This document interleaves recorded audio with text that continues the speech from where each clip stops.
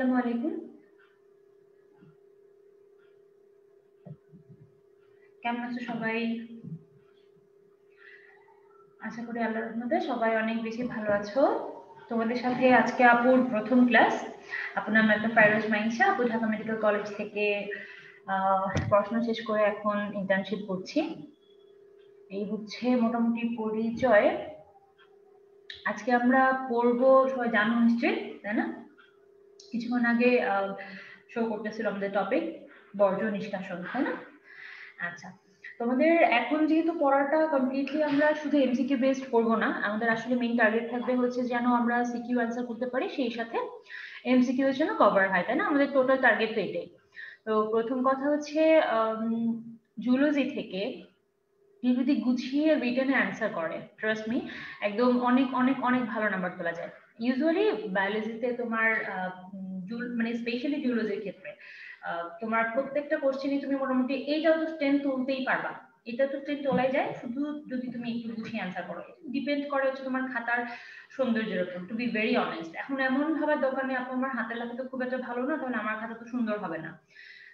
সৌন্দর্য doesn't only depends on তোমার হাতের লেখা, এটা ওভারঅল তোমার প্রেজেন্টেশনের উপর ডিপেন্ড করবে। একটু সুন্দর করে গ্যাপ রেখে রেখে লেখা, সেই কথাগুলো নিয়ে তোমাদের সাথে হয়তো বা কথা হয়েছে, অথবা শেষে হয়তো আবারও বলা হবে, সমস্যা নেই।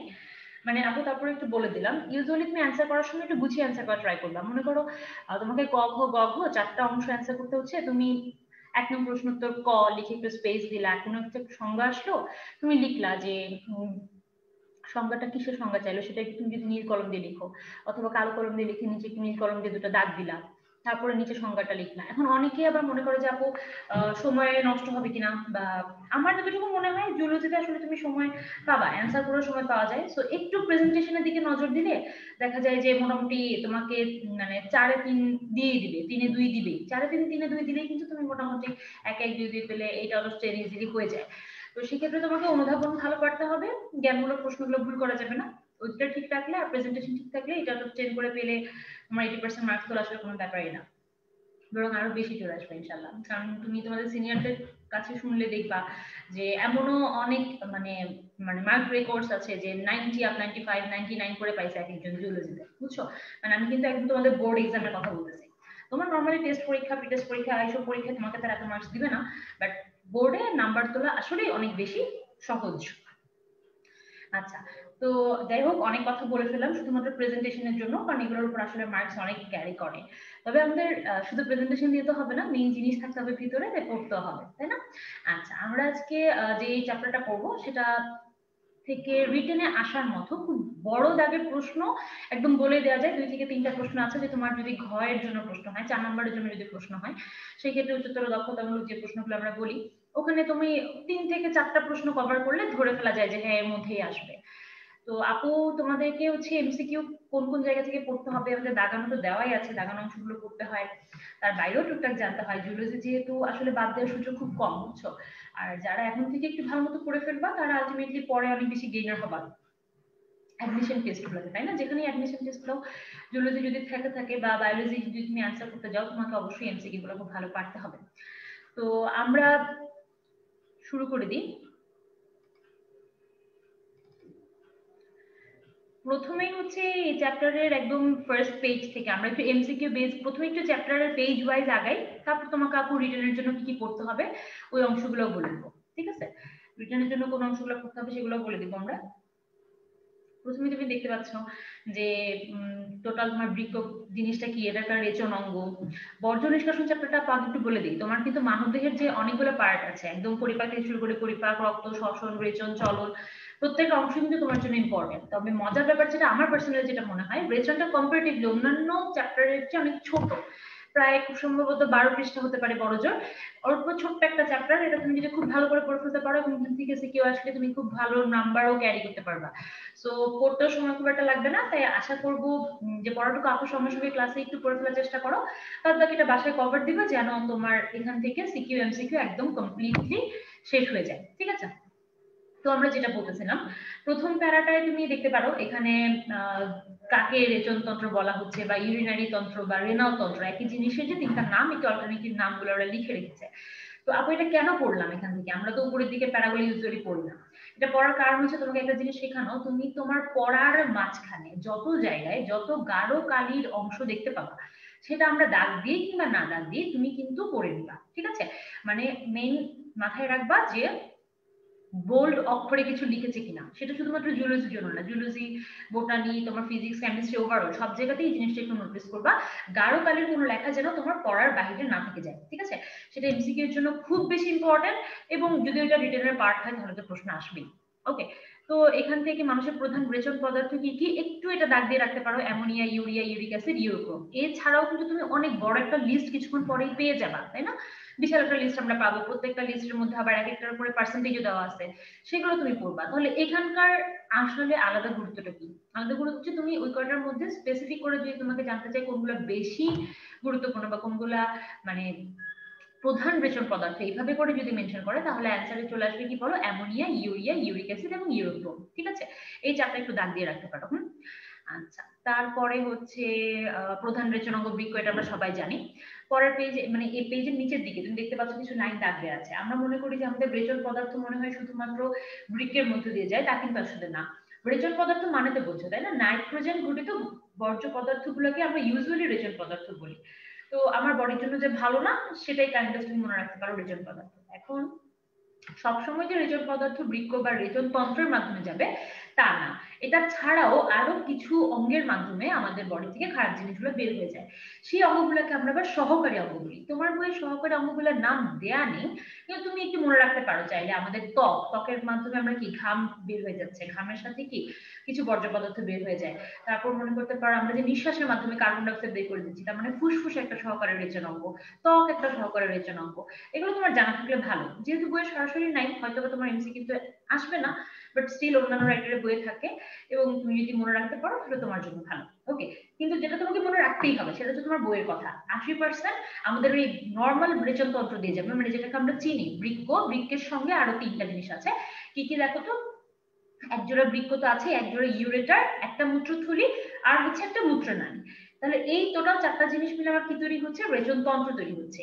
এরা ছাড়া অন্যান্য যেসব অঙ্গ আমাকে হেল্প করবে, বাদ বাকি রেচন অর্থাৎ 20 অংশ আমরা দেখতে পাচ্ছি 80% যাবে হচ্ছে গিয়ে রেচন পদার্থ নিষ্কাশিত হবে আমাদের রেচন তন্ত্রের মাধ্যমে, বাকি 20% হবে অন্যান্য অঙ্গ।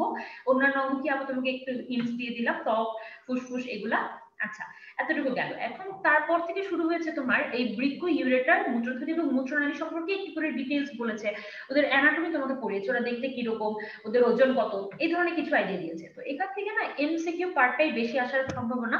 মানে রিটেনের জন্য তোমাকে সরাসরি রেচনতন্ত্রের অংশগুলো বর্ণনা করো, এই ধরনের ব্রড কোশ্চেন আসলে এখন আসে না। এখন খুবই স্পেসিফিক কোশ্চেন আসে গ ঘতেও।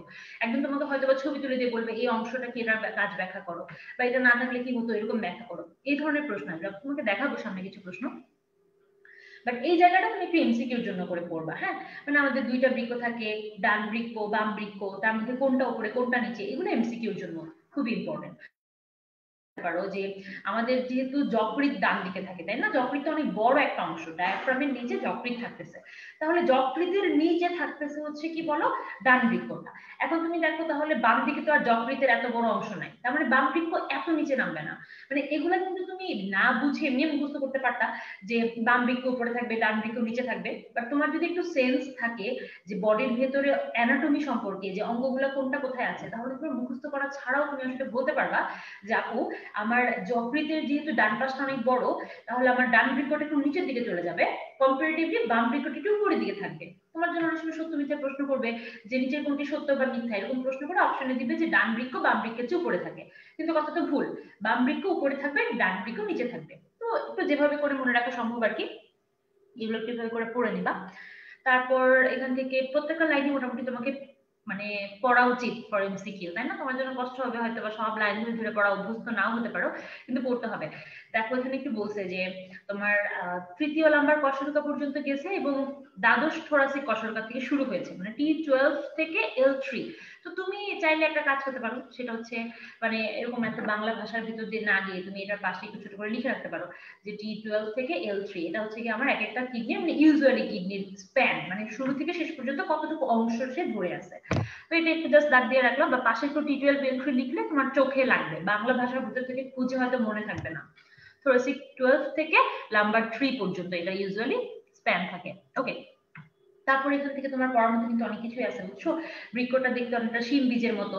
এগুলো তোমার কেন লাগবে আমি বলি, সরাসরি হয়তো তোমাকে বলবে না রিটেনে যে বৃক্ষ দেখতে কিসের মতো, তোমাকে উদ্দীপকে একটা হিন্টস দিবে এরকম যে শিমের মতো দেখতে একটা জিনিস, ওর এটা নষ্ট হয়ে গেছে, এখন কি করতে হবে বলো। তাহলে তোমাকে তো জানতে হবে যে শিমের মতো একটা জিনিস মানে তোমাকে কি মিন করছে, কিডনি, তার মানে কিডনি না থাকলে কি করতে হবে, তখন তোমাকে কি করতে হবে, কিডনি বিকল হয়ে গেলে কি করে, বা কিডনি ট্রান্সপ্লান্ট, মানে তোমাকে একটা মানে চিকিৎসার মধ্যে চলে যেতে হবে, তাই না?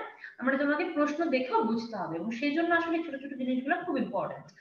তারপর হচ্ছে দেখো, বাইরের দিকটা হচ্ছে উত্তল, আর ভিতরের দিকটা হচ্ছে অবতল। আমরা অনেক সময় এরকম মনে রাখি যে বাউক, এই শব্দটা খেয়াল রাখার চেষ্টা করি। বাউক দিয়ে দুইটা কথা হয়, একটা হচ্ছে বাম বৃক্কটা উপরে, এটা তুমি মুখস্থ রাখতে পারো। আর এটা হচ্ছে ইউজুয়ালি কিডনি গুলার বাইরের দিকটা হয় উত্তর, যে বা উ মানে বাইরে উত্তর, ঠিক আছে? বাইরে উত্তর। এবং ক দিয়ে আমরা মনে রাখতে চাই কর্টেক্স কথাটা, মানে কিডনিকে আমরা মোটা দাগে তিনটা ভাগে ভাগ করতে পারি। বাইরের দিকটা হচ্ছে কর্টেক্স, তারপরে হচ্ছে মাঝামাঝি জায়গাটা হচ্ছে মনে করো তোমার মেডুলা, আর একদম ভেতরের এই অংশটাকে আমরা পেলভিস বলবো। একটু পর আমি তোমাকে ছবি সহ দেখাবো, কিন্তু আমরা ইউজুয়ালি যদি ভাগ করতে চাই একদম বাইরে বলি কর্টেক্স, তারপর মেডুলা বলি, তারপর একদম ভিতরে বলি পেলভিস। তো তুমি চাইলে বাউক দিয়ে মনে রাখতে পারো বাইরে উত্তল এবং বাইরের দিকে কর্টেক্স, বাম বৃক্কটা উপরে, মানে এক শব্দ দিয়ে তুমি তিন রকমের এমসিকিউ একটু মাথায় রাখতে পারো। আচ্ছা, তারপরে যেটা বলতেছিলাম আমাদের বৃক্ক গেল, নেক্সট হচ্ছে রেচন নালী বা ইউরেটার, মানে দুইটা বৃক্কর পেলভিস থেকে দুইটা ইউরেটার বের হয়ে আসবে, যারা মূত্র তৈরি করে মূত্র অংশটুকু কাভার করে নিয়ে আসতেছে। কোথায় নিয়ে আসবে? আমাদের মূত্র থলিতে নিয়ে আসবে। তুমি এই ছবিটা দেখলে বুঝতেছো নিশ্চয়ই, এই যে বৃক্ক থেকে বের হয়ে আসবে যে দুইটা নারী, এগুলাকে আমরা কি বলবো? লেখা আছে ইউরেটার, দেখতে পাচ্ছ? ইউরেটার বলবো। দুইটা ইউরেটার এসে যেখানে ঢুকলো এটা আমাদের কি? মূত্রথলি। তারপরে ওখান থেকে কি বের হয়ে যাবে? মূত্র নালী, তাই না? তার মানে তুমি একটু সিকোয়েন্স মনে রাখলে তোমার জন্য সুবিধা সুবিধা সরি, দুইটা কিডনি বা বৃক্ক, তারপর ইউরেটার, তারপর একটা মূত্রথলি, তারপর একটা মূত্রনালী। তাহলে দেখো মূত্রথলি আর মূত্রনালী কিন্তু একটা করে, কিডনি দুইটা, ইউরেটার দুইটা, ঠিক আছে? একটু পার্টস গুলা মানে ক্লিয়ার আইডিয়া থাকলে দেখা যায় যে তোমাকে সত্য মিথ্যে কনফিউজ করা যাবে না, ঠিক আছে? আচ্ছা, আর যদি রিটেনে এসেই যায়, আপু যে আলোচনা করতেছে সেখান থেকে তুমি নিশ্চয়ই লিখতে পারবা, বৃক্ক সম্পর্কে কয়েকটা লাইন লিখবা, ইউরেটার সম্পর্কে কয়েকটা লাইন লিখবা, দ্যাটস ইট। কখন লিখবা? যখন তোমাকে প্রশ্ন করা হবে একটা রেচন তন্ত্রের অংশ কি কি ব্যাখ্যা করো, বা রেচন তন্ত্রের অন্তর্গত জিনিসগুলো সম্পর্কে লিখো, মানে যেভাবে তোমাকে প্রশ্নটা করো তুমি নিশ্চয়ই বুঝবা, তাই না? আচ্ছা, আমরা তাহলে একটু সামনের দিকে আগাই। ইউরেটার হচ্ছে যেখান থেকে দেখো, তুমি এই ছবিটা দেখলেও বুঝবা, এইগুলো কিন্তু তোমাকে ক্লাসে পিডিএফ এর মধ্যে দিয়েই দেওয়া হবে, সমস্যা নেই। এখানে দেখো দুইটা কিডনির, মানে কিডনিটাকে একটু কেটে প্রস্থচ্ছেদ করে তোমাকে কিডনির ভিতরটা দেখতে কিরকম সেটা দেখানো হচ্ছে। এটা একটু পরে আমরা ভিতরে বর্ণনা করব, একটু বই থেকে আগে বলে নিই তোমাকে। দেখো যে প্রত্যেক এগুলো কিন্তু দাগানো লাইনগুলো কিন্তু এমসিকিউ এর জন্য ইম্পর্টেন্ট, ঠিক আছে? মুখস্থ করতে হবে। ইউরেটার গুলো এক একটা 25 সেন্টিমিটার করে লম্বা হয়। তারপরে ইউরিনারি ব্লাডার, যেটাকে আমরা মূত্রথলি বলতেছি, ওটার মাসেলটার নাম কি? ডেট্রুসার মাসেল, খুব ইম্পর্টেন্ট।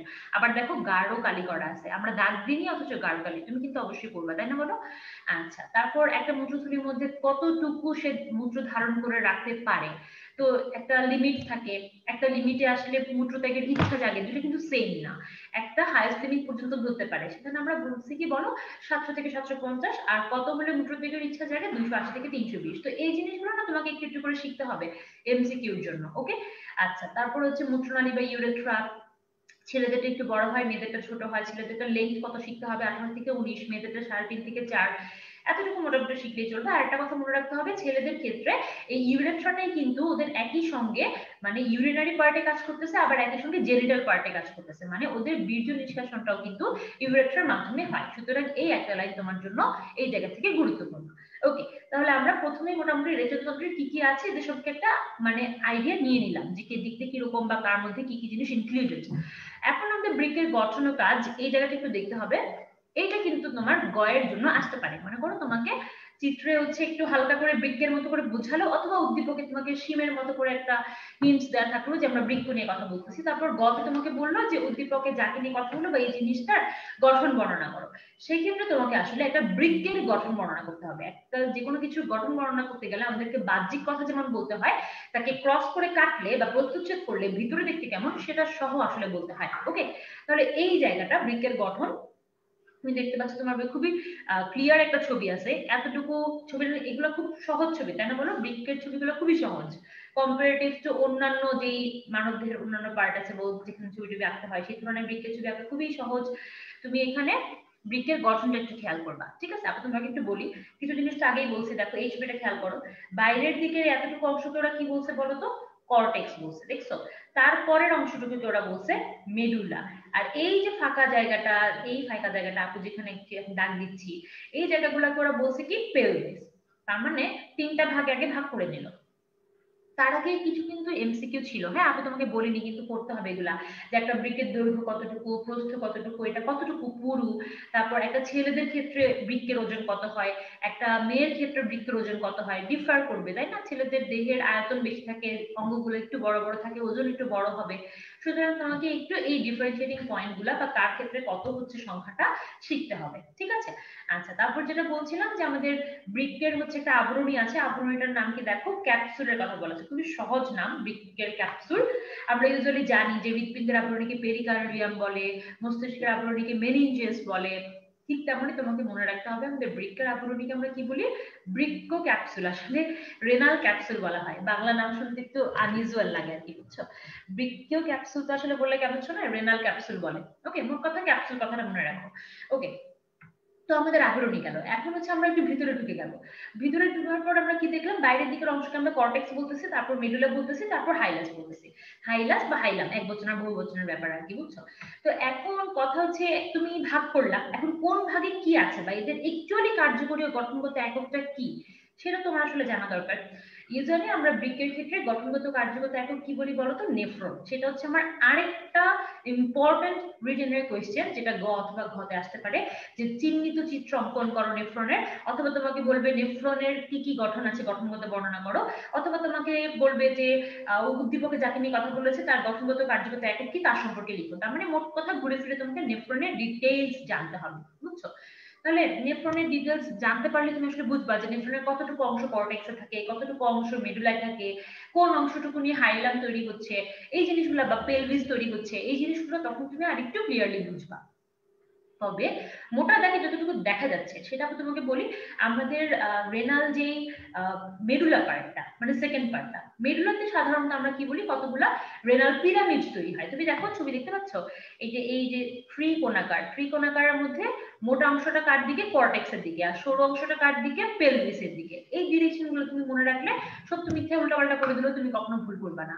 তাহলে কি বলতে চাচ্ছি আপু, আমাদের রেনাল কতগুলো পিরামিড আছে, সাধারণত 8 থেকে 18টা। এই যে দেখো তোমার বই বলাও আছে, মেডুলা অংশে 8 থেকে 18টার মতো পিরামিড আকৃতির অংশ থাকে, যেকে রেনাল পিরামিড বলে। ওকে, তাহলে দেখো আমাদেরকে কিন্তু অন্তর গঠনের এই জায়গাগুলো একটু জানতে হচ্ছে। আর বহির্গঠন থেকে আরেকটা লাইন ইম্পর্টেন্ট ছিল, যেটা তোমাকে বললাম না, হাইলাম বা হাইলাস, ওটা কিন্তু অবতল অংশের ভাঁজকে হাইলাম বলে। স্বাভাবিক না, আমাদের তো বাইরের দিক উত্তল আমরা জানি, তার মানে ভিতরের দিক কি হবে, অবতল। আর অবতল অংশটা একটু চাপা হয়ে গিয়ে তো ভিতর থেকে ইউরেটার বের হয়ে আসছে। তাহলে যে জায়গাটা অবতল অংশটা ভাঁজ খেয়েছে, ওই ভাঁজটাকে আমরা স্পেসিফিক করে কি বলতেছি বলো, হাইলাম বা হাইলাস বলতেছি। তো ওই হাইলাম থেকে ইউরেটারটা বের হয়ে আসার কথা, তাই না? তাহলে আমরা বাহ্যিক গঠন দেখলাম, আমরা অন্তর গঠনে খেয়াল করলাম যে মেডুলার মধ্যে হচ্ছে 8 থেকে 18টার মতো পিরামিড থাকতে পারে। প্রত্যেকটা পিরামিডের কর্টেক্স পার্টে থেকে হচ্ছে ব্রড অংশ, যেটা আমরা পরের পেজে গেলেই পাবো। তো তোমাকে একটু দেখাই দিই।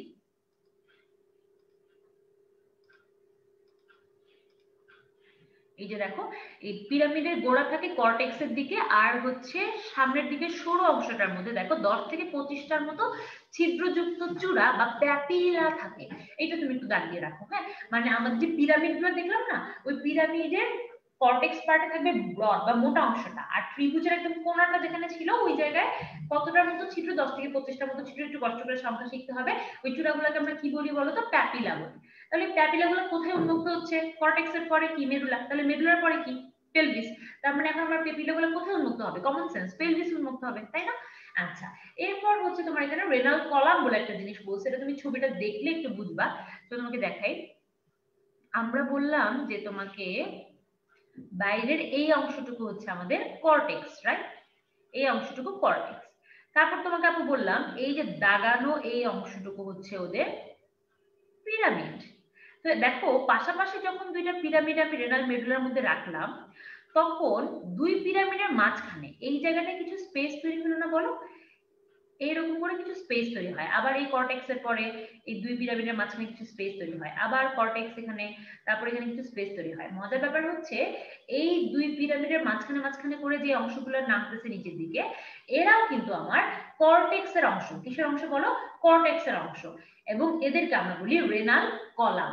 আপনার কথা কি বোঝা যাচ্ছে, বাইরের দিকে তো কর্টেক্স, ভেতরে পিরামিড গুলা রাখা, পিরামিড গুলা মেডুলার অংশ, তবে পিরামিড গুলার মাঝখান দিয়ে কর্টেক্সের কন্টিনিউয়েশন ঢুকে যাচ্ছে, সেই অংশগুলোকে আমরা বলি রেনাল কলাম। ক্লিয়ার সবাই? ওকে, এইবার তাহলে গঠনগত এই অন্তর্গত এই জায়গাটা একটু বুঝতে হয়। তারপরে যে তোমাকে বলতেছিলাম না যে ওদের এই জায়গাটা থেকে প্যাপিলা বলছে, দেখছো প্যাপিলা বলাই আছে, চূড়ার দিকে এরকম অসংখ্য ছিদ্র আসে, ওই জায়গাটাকে আমরা প্যাপিলা বলতেছি। তারপরে কি হচ্ছে না, ওই প্যাপিলা গুলো কতগুলো একত্রিত হয়ে মাইনর ক্যালিক্সে মানে ওপেন করে। মাইনর ক্যালিক্সের কাছে, মাইনর ক্যালিক্স হচ্ছে তোমার প্রায় কতটার মতো থাকতে পারে, 2-3টা মেজর ক্যালিক্স থাকে, আর মাইনর ক্যালিক্স 8 থেকে 11টা, 10 থেকে 11টা, মানে ডিপেন্ড করে সংখ্যা। মোট কথা হচ্ছে রেনাল প্যাপিলা গুলো একত্রিত হয়ে মাইনর ক্যালিক্স ওপেন করে, আবার কতগুলো করে মাইনর ক্যালিক্স একত্রিত হয়ে মেজর ক্যালিক্স উৎপন্ন করে। বুঝছো? তাহলে এই জায়গাগুলো একটু বুঝতে হবে, আমি তোমাকে আবার একটু দেখাবো, দাঁড়াও। তো এতটুকু তো বুঝতে পারছো নিশ্চয়ই, যতটুকু বললাম রেনাল কলাম পর্যন্ত। তারপরে দেখো বলছে যে রেনাল পেলভিসের দিকে গঠন করছে কি, ওই যে যেখান থেকে তোমার শেষ হয়ে গেল আমাদের মেডুলার অংশটুকু শেষ হলো, মেডুলার অংশ মানে কি বলো, পিরামিডের অংশটুকু যখন শেষ হয়ে গেল, তারপরে কি শুরু হলো, পেলভিস পার্টটা শুরু হলো। ওটাকে ওরা বলছে একটু ফানেলের মতো দেখতে, এমসিকিউর জন্য পড়তে হবে। হ্যাঁ, তো ওই জায়গাটায় দেখো বলছে যে আলটিমেটলি 2 থেকে 3টা মেজর ক্যালিক্স থাকে, ওটা আবার 8 থেকে 14টা মাইনর ক্যালিক্স হয়। মাইনর ক্যালিক্স গুলো আবার প্যাপিলা থেকে কালেক্ট করে। এতগুলো কথা শুনে তোমার কাছে ঝামেলা মনে হচ্ছে না বলো? আমি তোমাকে একটু ছবি দেখাই, দাঁড়াও। এই যে দেখো, এখানে হচ্ছে কি, এখন নিশ্চয়ই বোঝা যাচ্ছে তাই না বলো? একদম বাইরের দিকে পিরামিড তো ক্লিয়ারলি বোঝা যাচ্ছে, ত্রিকোণাকার অংশ, তার বাইরের অংশটুকুকে আমরা কি বলবো, কর্টেক্স বলবো। দুই পিরামিডের মাঝখান দিয়ে যে অংশটা নেমে যাচ্ছে এটাকে যেন আমরা কি বললাম বলো, রেনাল কলাম বললাম। রেনাল কলাম কিসের অংশ বলো তো? মেডুলা নাকি? দেখতে কিন্তু মনে হচ্ছে মেডুলার মধ্যেই, পিরামিডের পাশে পাশে আছে, অথচ ওরা কিন্তু কার অংশ বলো, রেনাল কর্টেক্স এর পার্ট হবে, এই কথাটা ভুলে যেও না। হ্যাঁ, তারপর যেটা আমি তোমাকে বলতেছিলাম যে প্রত্যেকটা পিরামিডের সামনের দিকে এইগুলা কি এক একটা করে প্যাপিলারি ছিদ্র, কয়টা ছিল, 15 থেকে 25টা, 10 থেকে 25টার মতো প্যাপিলা ছিল। এই প্যাপিলা গুলো ওপেন করবে কোথায় বলো, মাইনর ক্যালিক্সে। মাইনর ক্যালিক্স গুলো মিলে হবে মেজর ক্যালিক্স। এখন তুমি দেখতে যাচ্ছ নিশ্চয়ই মাইনর ক্যালিক্স কোথায়, তো তোমাকে আমি বলি, এখন ওরা মাইনর ক্যালিক্স দেখাইছে তাই না, এই যে দেখো,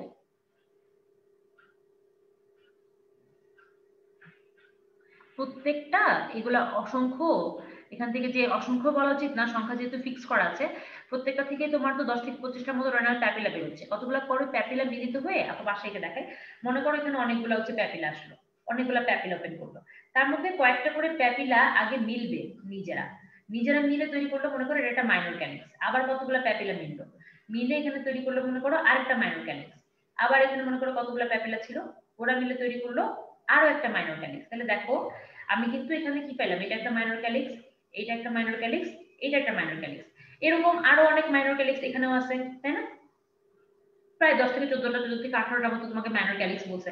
তারপরে কি হবে খেয়াল করো, 2-3টা করে মাইনর ক্যালিক্স একসাথে মিলে যাবে, মিলে এখন তৈরি করবে মেজর ক্যালিক্স। তাহলে দেখো এই জায়গাটুকু ছিল আমাদের মাইনর ক্যালিক্স, আর এই যে তৈরি হলো কয়েকটা মাইনর ক্যালিক্স মিলে, সেটা হচ্ছে আমার মেজর ক্যালিক্স। তার মানে ব্যাপারটা খেয়াল করো কি বলতে চাচ্ছি, তোমার প্যাপিলা কতগুলো মিলে তৈরি করবে মাইনর ক্যালিক্স, এবং 2-3টা করে মাইনর ক্যালিক্স একত্রিত হয়ে তৈরি করবে মেজর ক্যালিক্স। এরকম মেজর ক্যালিক্সের সংখ্যা হবে টোটাল 2 থেকে 3টা।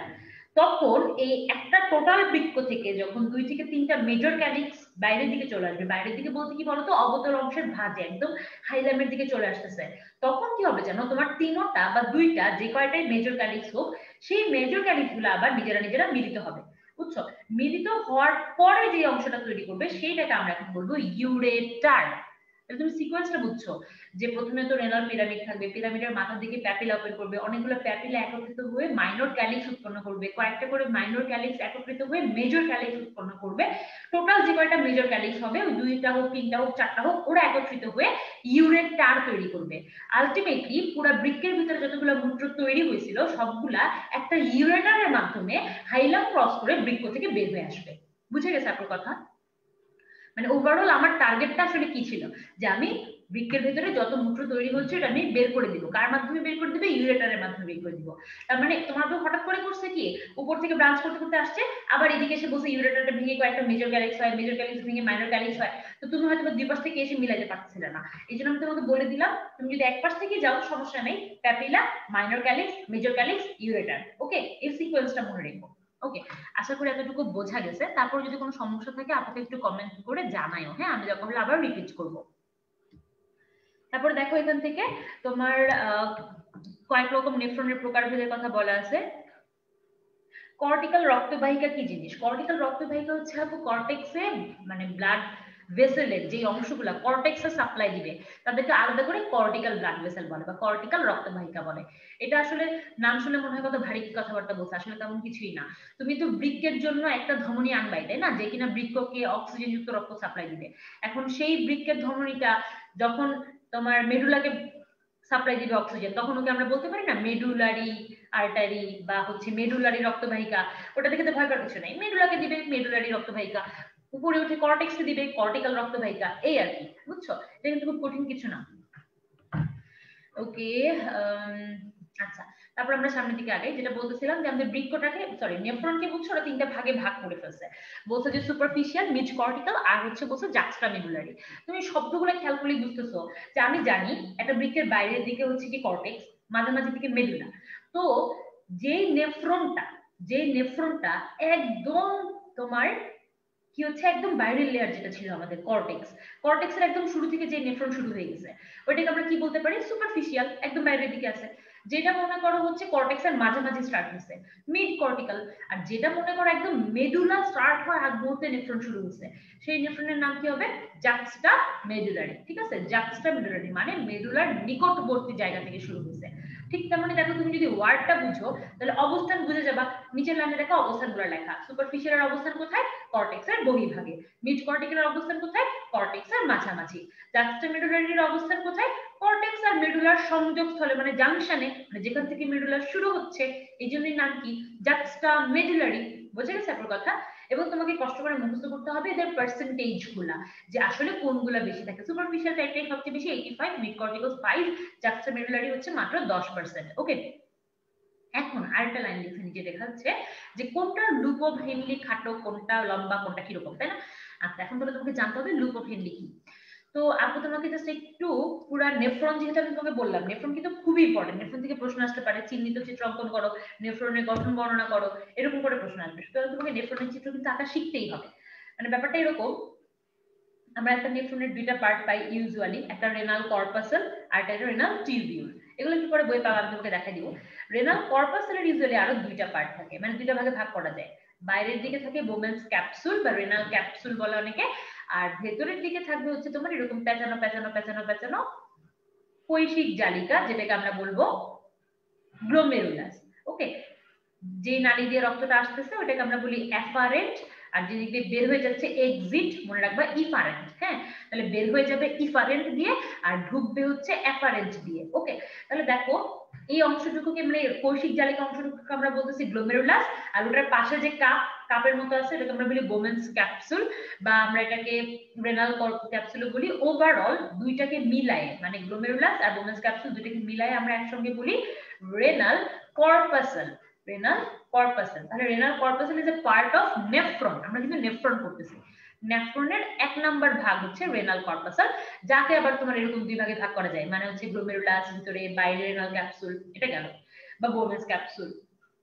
তো এখন কথা হচ্ছে রেনাল কর্পাসেল ছাড়া নেফ্রনের আরেকটা পার্ট আছে যেটাকে আমরা বলি রেনাল টিউবিউল। কি বলি বলো? রেনাল টিউবিউল, মানে হচ্ছে অনেকগুলা নালীর মতো অংশ থাকবে।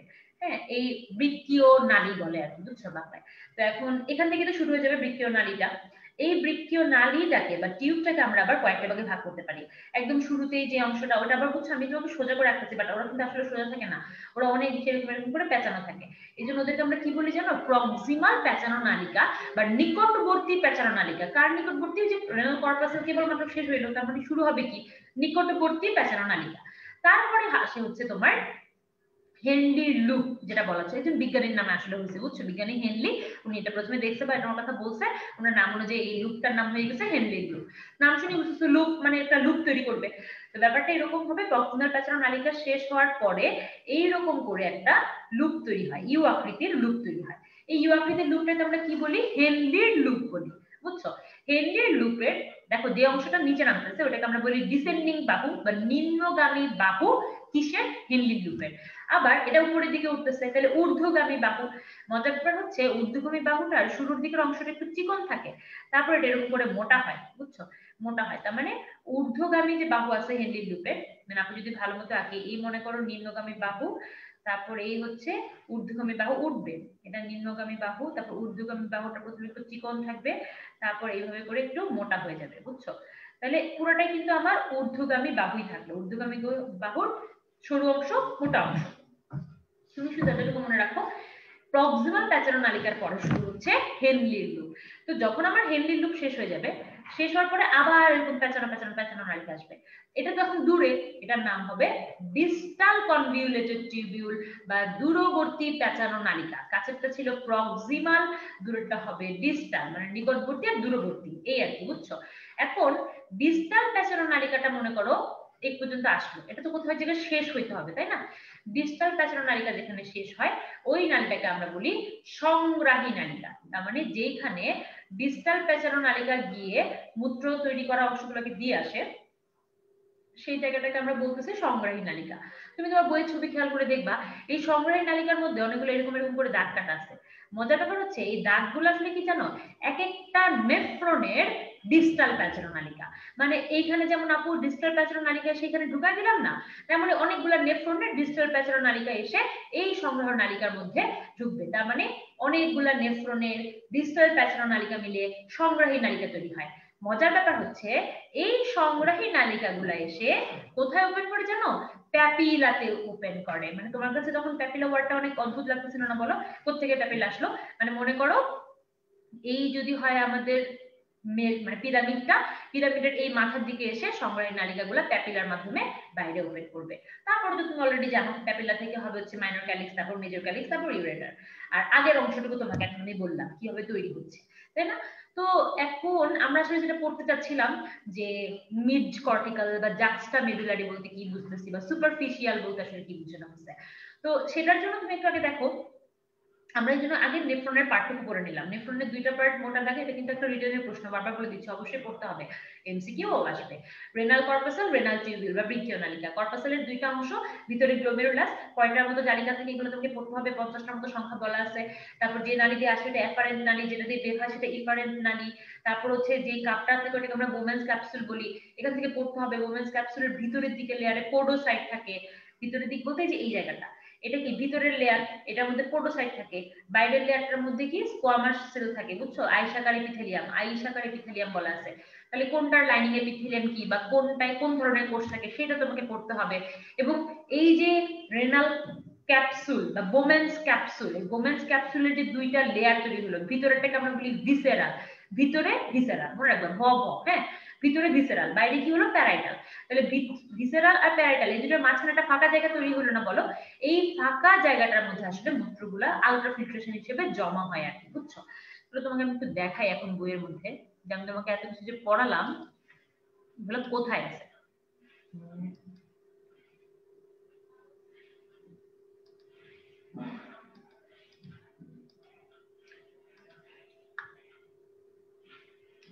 এগুলো তো আমরা পড়ছি, তাই না বলো। আচ্ছা, অনুধাবনের জন্য কিন্তু বৃক্কের কাজ করতে হতো, হ্যাঁ, আমি তোমাকে একটু জাস্ট বলে দেখাই দিয়ে যাই, নাহলে পরে এটা মিস হয়ে যাবে।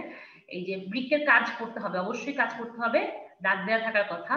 এই যে বৃক্কের কাজ 100% লেখা ছিল, হ্যাঁ, এটা পুরোটাই পড়তে হবে। কেন বলো তো, অনুধাবনের জন্য আসতে পারে। যদি বড় প্রশ্ন ভয়ের জন্য আসে, বড় প্রশ্ন আসলে ভয়ের জন্য আরো অনেক সুন্দর সুন্দর প্রশ্ন আছে। শুধু বৃক্কের কাজ হয়তো তোমার কাছে ভয় যাবে না, কারণ কাজ অত বড় করে লেখার মতো কিছু নাই। এখানে যে কয়টা পয়েন্ট আছে এমসিকিউ এর জন্য যেমন তোমাকে পড়তে হবে, রিটেনের জন্য পড়তে হবে, ঠিক আছে। বৃক্কের কাজ করবা, আমরা তোমাকে একটা স্লাইডে বৃক্কের কাজ সহজে মুখস্থ করার জন্য কিছু অপশন দিয়ে দিব, একটু পরে তোমাকে আবার দেখাবো, সমস্যা নাই। তারপর বৃক্কের সূক্ষ্ম গঠন, একটা বৃক্কের মধ্যে নেফ্রন কয়টা, একটা নেফ্রন কতটুকু লম্বা, তাহলে টোটাল বৃক্কে টোটাল কতটুকু লম্বা হবে, সবগুলো নেফ্রনকে জোড়া দিলে কতটুকু লম্বা হবে, এরকম কিছু ম্যাথমেটিক্যাল পার্ট তোমাকে বলছে, সেটাও আমি তোমাকে একটু পরে একটা স্লাইডে দেখাই দিব। শুধু এই জায়গাটা বলে রাখি, যেখান থেকে এমসিকিউ আসবে তোমাকে পড়তে হবে, ঠিক আছে, পড়তে হবে। তারপরে দেখো আসো রেনাল কর্পাসেল এবং বৃক্কীয় নালিকা, যেটা আমি তোমাকে মাত্র পড়াচ্ছি, তাই না, পড়াই ফেললাম না। রেনাল কর্পাসেলের দুইটা অংশ দেখো, বোমেন্স ক্যাপসুল আর গ্লোমেরুলাস। বোমেন্স ক্যাপসুলে দেখো ছবিটা খেয়াল করো, তোমার বই ছবিটা, ভিতরের দিকের যে তোমাকে দেখাই, এই যে ভিতরের দিকে যে অংশটা, এগুলোকে আমরা বলতেছি কি পোডোসাইট, এই যে এগুলাকে আমরা কি বলতেছি? পোডোসাইট। দেখো লেখা আছে ভিসেরাল স্তর। আর বাইরের দিকে দেখো চ্যাপ্টা চ্যাপ্টা কোষ, এগুলোকে বলছে আইসোকার এপিথেলিয়াম বা প্যারাইটাল স্তর। এবং মাঝখানে যে ফাঁকা জায়গাটা তৈরি হয়েছে এটাকে বলা হচ্ছে কি ক্যাপসুলার স্পেস। এখানে জমা হবে কি আলট্রাফিল্ট্রেট, মানে যেই অংশটা তোমার গ্লোমেরুলাসের মাধ্যমে ছাঁকনি পদ্ধতিতে যাওয়ার সময় যে বর্জ্য পদার্থগুলো ছেকে নিচে নামবে, সেগুলো কোথায় জমা হবে? ফার্স্টে এই রেনাল ক্যাপসুল মানে ক্যাপসুলার স্পেসের মধ্যে জমা হবে, বুঝছো? এখন তোমাকে এমসিকিউ জানতে হবে প্রতি মিনিটে প্রায় 125 ml এর মতো হচ্ছে জমা হয়ে যায়। কোথায় জমা হয়ে যায়? ক্যাপসুলার স্পেসে জমা হয়। কিন্তু প্রতি মিনিটে মূত্র উৎপন্ন হয় 1 ml, তাহলে বাকি 124 ml যাবে কোথায়? এই জিনিসটা হচ্ছে তোমার সামনে পড়ার জিনিস। মানে বাকি 124 ml আসলে পরিশ্রুত হয়ে যায় বা পুনঃশোষিত হয়ে যায়। কারণ আমাদের মূত্র তৈরির 3টা বেসিক ধাপ আছে। প্রথম কথা হচ্ছে আলট্রাফিল্ট্রেশন, মানে হচ্ছে আমরা যেটা দেখতেছি এখানে অ্যাপারেন্ট আর্টারিওল বা গ্লোমেরুলাসের যে জালিকাটা আছে ওখান দিয়ে যখন রক্তটা যায় পাস করে, তখন আমরা রক্তের ভেতর থেকে যত খারাপ জিনিস আছে ওই জিনিসগুলোকে টেনে ছেকে ক্যাপসুলার স্পেসে আনতে চাই। কিন্তু তখন আমরা করি কি, খারাপ জিনিসের সাথে আমাদের বডির জন্য প্রয়োজনীয় এমন অনেক ভালো জিনিস ছেকে চলে আসে, মানে টেনে নিয়ে চলে আসি। তো আনার পর আমাদের খুশ হয়, আশ্চর্য আমরা 125 ml নিয়ে চলে আসছি, এতগুলো তো আমাদের খারাপ জিনিস না। তাহলে আমরা কি করব? তখন পরবর্তীতে বৃক্কর যে নালিকা পড়লাম না, প্রক্সিমাল প্যাচানো নালিকা, হেনলি লুপ, ডিসটাল প্যাচানো নালিকা, এই পুরো রাস্তা দিয়ে যখন 125 ml যেতে থাকে, যাওয়ার পথে পথে পুনঃশোষিত হয়ে যায়। মানে ভালো ভালো জিনিসগুলা পানি, মানে আমাদের যত মানে দরকারি জিনিসগুলো আছে বডির জন্য, সেগুলো গ্লুকোজ, এগুলো আমরা সব কি করি? পুনঃশোষণ করে বডির ভিতরে নিয়ে যাই। তাহলে কি হচ্ছে? 125 ml ফিল্ট্রেশন তৈরি হয়েছে, ওই ফিল্ট্রেট পুরোটা তার মূত্র হিসেবে বের হয়ে যায় নাই। আলটিমেটলি কেবল 1 ml পার মিনিট, মানে প্রতি মিনিটে কেবল 1 ml মূত্র তৈরি হয়। তার মানে বাকি 124 ml হচ্ছে পুনঃশোষণ হয়ে যায়। এগুলো তোমার জন্য এমসিকিউ তো খুব ইম্পর্টেন্ট, বেসিক কনসেপশনের জন্য খুব দরকার। ওকে, তো যেটা বলতেছিলাম, আমাদের রিটেনের জন্য ওমেন্স ক্যাপসুল সম্পর্কে জানতে হবে, মুখস্থ করতে হবে এখানকার জিনিসগুলা। তারপর হচ্ছে তোমার তারপর দেখো এখানে তোমাকে দেখাবো, দাঁড়াও আগের স্লাইড গুলো। এই যে গ্লোমেরুলাসে বলছিলাম 50 থেকে 60টার মতো জালিকা বিভক্ত হয়। গ্লোমেরুলাস বলে, যে দিক থেকে আসে অন্তর্বাহী ধমনীকে অ্যাফারেন্ট বলে, বহির্বাহীকে ইফারেন্ট বলে। তারপর হচ্ছে অ্যাফারেন্ট থেকে ইফারেন্টে যাওয়ার পথে ওই প্যাচ গুলো খায়, যখন রক্তটা দিক দিয়ে যখন যেতে থাকে তখন রক্তনালীর ভেতর থেকে হাইড্রোস্ট্যাটিক প্রেসার একটা চাপ আছে, এই চাপের কারণে রক্তনালী থেকে জিনিসগুলা বের হয়ে ক্যাপসুলার স্পেসে জমা হয়ে যায়, বুঝছো? এইভাবেই কিন্তু তৈরি হয় কি গ্লোমেরুলার ফিল্ট্রেট। অনেক সময় তুমি দেখবা, তুমি টেস্ট পেপার সলভ করতে গেলেও দেখবা ওখানে অনেক তোমাকে বলছে যে অনুধাবনের প্রশ্ন হিসেবে জানতে চাইছে গ্লোমেরুলার ফিল্ট্রেট কি। গ্লোমেরুলার ফিল্ট্রেট বলতে কি বুঝো? তার মানে তুমি কি লিখবা? এই গ্লোমেরুলাসের এই পার্টটুকু তখন এখানে লিখবা, এবং কিভাবে ফিল্ট্রেট তৈরি হয় সেই কথাগুলো তোমাকে লিখতে হবে। যে তোমার বই আছে দেখো, ফিল্ট্রেট তৈরি হওয়ার জন্য একটা চার্ট দেওয়া আছে। এই যে গ্লোমেরুলার রক্তজালকের চাপ 75 মিলিমিটার মার্কারি, মানে হচ্ছে রক্তনালীর ভেতর থেকে বলতেছে খারাপ জিনিস তারা বের হয়ে যায় 75 মিলিমিটার মার্কারি বেগে সে ধাক্কা মারতেছে। কোথায় যাওয়ার জন্য? ওই তোমার ক্যাপসুলার স্পেসে আসার জন্য। ওই সময় ধরো কিছু পরিমাণ বের হয়ে আসছে, ওরা আবার উল্টা ধাক্কা দিবে, তাই না? উল্টা ধাক্কাটা হচ্ছে কি তোমার, এই যে দেখো পরিশ্রুত তরলের হাইড্রোস্ট্যাটিক চাপ, মানে পরিশ্রুত মানে যতটুকু নিচে নেমে গেছিল ওরা আবার উল্টা একটা চাপ দেয়। দেখো তোমাকে আমি এখানে দেখাই, এই ছবিটাতে খুব সুন্দর বোঝা যাচ্ছে। এই যে এখানে কি হয়, এই জায়গায় মনে করো সব ফিল্ট্রেট গুলা, মানে এটা হচ্ছে তোমার গ্লোমেরুলাস আফারেন্ট আর্টারিওল, এটা ইফারেন্ট আর্টারিওল। হ্যাঁ, এই দিক থেকে রক্তটা যখন পাস করবে তখন ছেকে ছেকে গ্লোমেরুলার রক্তরসের চাপ দেখছো 75, বললাম না? 75 বেগে তুমি তো ধাক্কা দিচ্ছ, কোথায় যাওয়ার জন্য? এই ক্যাপসুলার স্পেস আসার জন্য ধাক্কা দিচ্ছ। কিন্তু আবার ক্যাপসুলার স্পেসে যারা এসে জমে গেছে তারা আবার উল্টা ধাক্কা দিবে, সেটা হচ্ছে 20 মিলিমিটার মাত্রারি। এই যে দেখো পরিশ্রুত তরলের চাপ, মানে যতটুকু আসছিল ওরা আবার উল্টা ধাক্কা দিবে। তার মানে কি 75 ছিল নিচের দিকে আসার, 20 হচ্ছে উপরের দিকে যাওয়ার। তার মানে আলটিমেটলি আমরা কি এগুলো বিয়োগ করবো, তাই না? পরে দাঁড়াও তোমাকে দেখাচ্ছি কেমনি বিয়োগ করবো। এছাড়াও কলয়েড বলে কিছু মানে জিনিসপত্র আছে, মানে প্রোটিন টাইপের সাবস্টেন্স, যেগুলো হচ্ছে তোমার কি করে রক্ত নালীর ভেতরে পানি রাখতে চায়, বাইরে বের করতে দিতে চায় না, সেটাকে আমরা বলি কলয়েডীয় অভিস্রবণীয় চাপ। এটাও দেখো উল্টা দিকে ডিরেকশন, তাই না? এই দিকে হচ্ছে 30 দিচ্ছে। তাহলে দেখো তুমি নিচে নামতে চাচ্ছ 75 বেগে, আর নিচ থেকে তোমাকে ঠেলতেছে 20 আর 30 টোটাল 50 বেগে। তাহলে বলো তুমি নামবা কোন বেগে? বাকি থাকবে কি 75, যদি মাইনাস করো, যদি লেখা আছে তোমার বই 30 + 20 বাদ দিয়ে দিলে আলটিমেটলি তোমার হাতে 25 থাকবে ডাউনওয়ার্ড ডিরেকশন, মানে নিচের দিকে নামার, মানে হচ্ছে আলট্রা ফিল্ট্রেশন করার বা ফিল্ট্রেট তৈরি করার, সব কথা একই বুঝাচ্ছে। তারপরে তোমার যদি আসে গ্লোমেরুলার ফিল্ট্রেট বলতে কি বুঝো, তুমি যদি এই ছবিটা আঁকো, ছবিটাতে কয় সেকেন্ড লাগবে আমাকে বলো? 10-15 সেকেন্ড লাগবে, দুটো গোল লাগবা, এদিক দিয়ে কিছু ডিরেকশন দেখাবা, শেষ। তারপর তুমি নিচের যে ক্যালকুলেশনটা আছে তুমি যদি ওইটা লিখে দিয়ে বলো যে এগুলার কারণে প্রতি মিনিটে 25 মিলিমিটার মার্কারি চাপ তৈরি হচ্ছে এবং রক্ত থেকে বর্জ্য পদার্থগুলো এসে ক্যাপসুলার স্পেসে জমা হচ্ছে, এটাকে আমরা গ্লোমেরুলার ফিল্ট্রেট বলি। একটা টিচার তোমাকে 2/2 কেন দিবে না? এটা তো দিবেই, বড় এখানে তুমি যে বাড়তি লিখছো, তো সুন্দর করে লিখছো, ওইটার ইফেক্ট করবে পরবর্তী প্রশ্নগুলোতে, তুমি অনেক ভালো ভালো নাম্বার পাবা, বুঝছো? তার মানে তোমাকে কিছু কিছু জায়গায় একটু এক্সট্রা এজেন্সি দেখাতে হবে যে না আমি অনেক ভালো পারতেছি বা আমি একটু সুন্দর করে প্রেজেন্ট করতেছি, ওটা তোমার ওই প্রশ্নে নাম্বার ফুল মার্কস পাওয়া সহ পরবর্তী প্রশ্নেও তোমার একটা ভালো ইমপ্রেশন তৈরি করবে টিচারের কাছে। ওকে, এবং জিনিসটা কিন্তু তোমার এমসিকিউর জন্যও লাগতেছে, সিকিউর জন্যও লাগতেছে। তাহলে নিশ্চয়ই বুঝে তো যতটুকু, তাই না? গ্লোমেরুলার ফিল্ট্রেট বলতে কি বুঝায় এবং ফিল্ট্রেশন মানে কি, এটা কিন্তু রিটেনের জন্য যেমন গুরুত্বপূর্ণ এমসিকিউর জন্য সমান গুরুত্বপূর্ণ। ওকে, এই যে দেখো অতি সূক্ষ্ম পরিস্রাবন বা আলট্রা ফিল্ট্রেশন, এইটা হচ্ছে আমাদের মূত্র সৃষ্টির প্রথম ধাপ, বুঝছো? একটু পরে আমি আবার এখানে আসবো, তখন তোমার সাথে এটা নিয়ে কথা বলবো আবার। চলো আমরা একটু উপর থেকে দেখে আসি কি আমরা কিছু আমরা স্কিপ করে এসেছি কিনা। আচ্ছা, আমরা গ্লোমেরুলাসের কথা বলতেছিলাম, রেনাল টিউবিউলের কথা বলা আছে। দেখো এই যে নিকটবর্তী প্যাচারোনালিকা বা প্রক্সিমাল প্যাচারোনালিকা, তারপরে হেনলির লুপ যেটাকে নেফ্রনের ফাঁস বলতেছে, বুঝছো? এখানে বলা আছে বিজ্ঞানীর নাম দেখছো, চিকিৎসক একজন, ওনার বিশাল একখানা নাম বলছে ফ্রেডরিক গুস্তাভ জ্যাকব হেনলি, মোট কথা হচ্ছে হেনলি, ওনার হচ্ছে হেনলি লুপ বলছে ওনার নাম অনুযায়ী। তারপরে হচ্ছে ডিসেন্ডিং বা ডিসেন্ডিং মানে নিম্নগামী, অ্যাসেন্ডিং মানে ঊর্ধ্বগামী, এটা তো তোমরা বুঝো তাই না?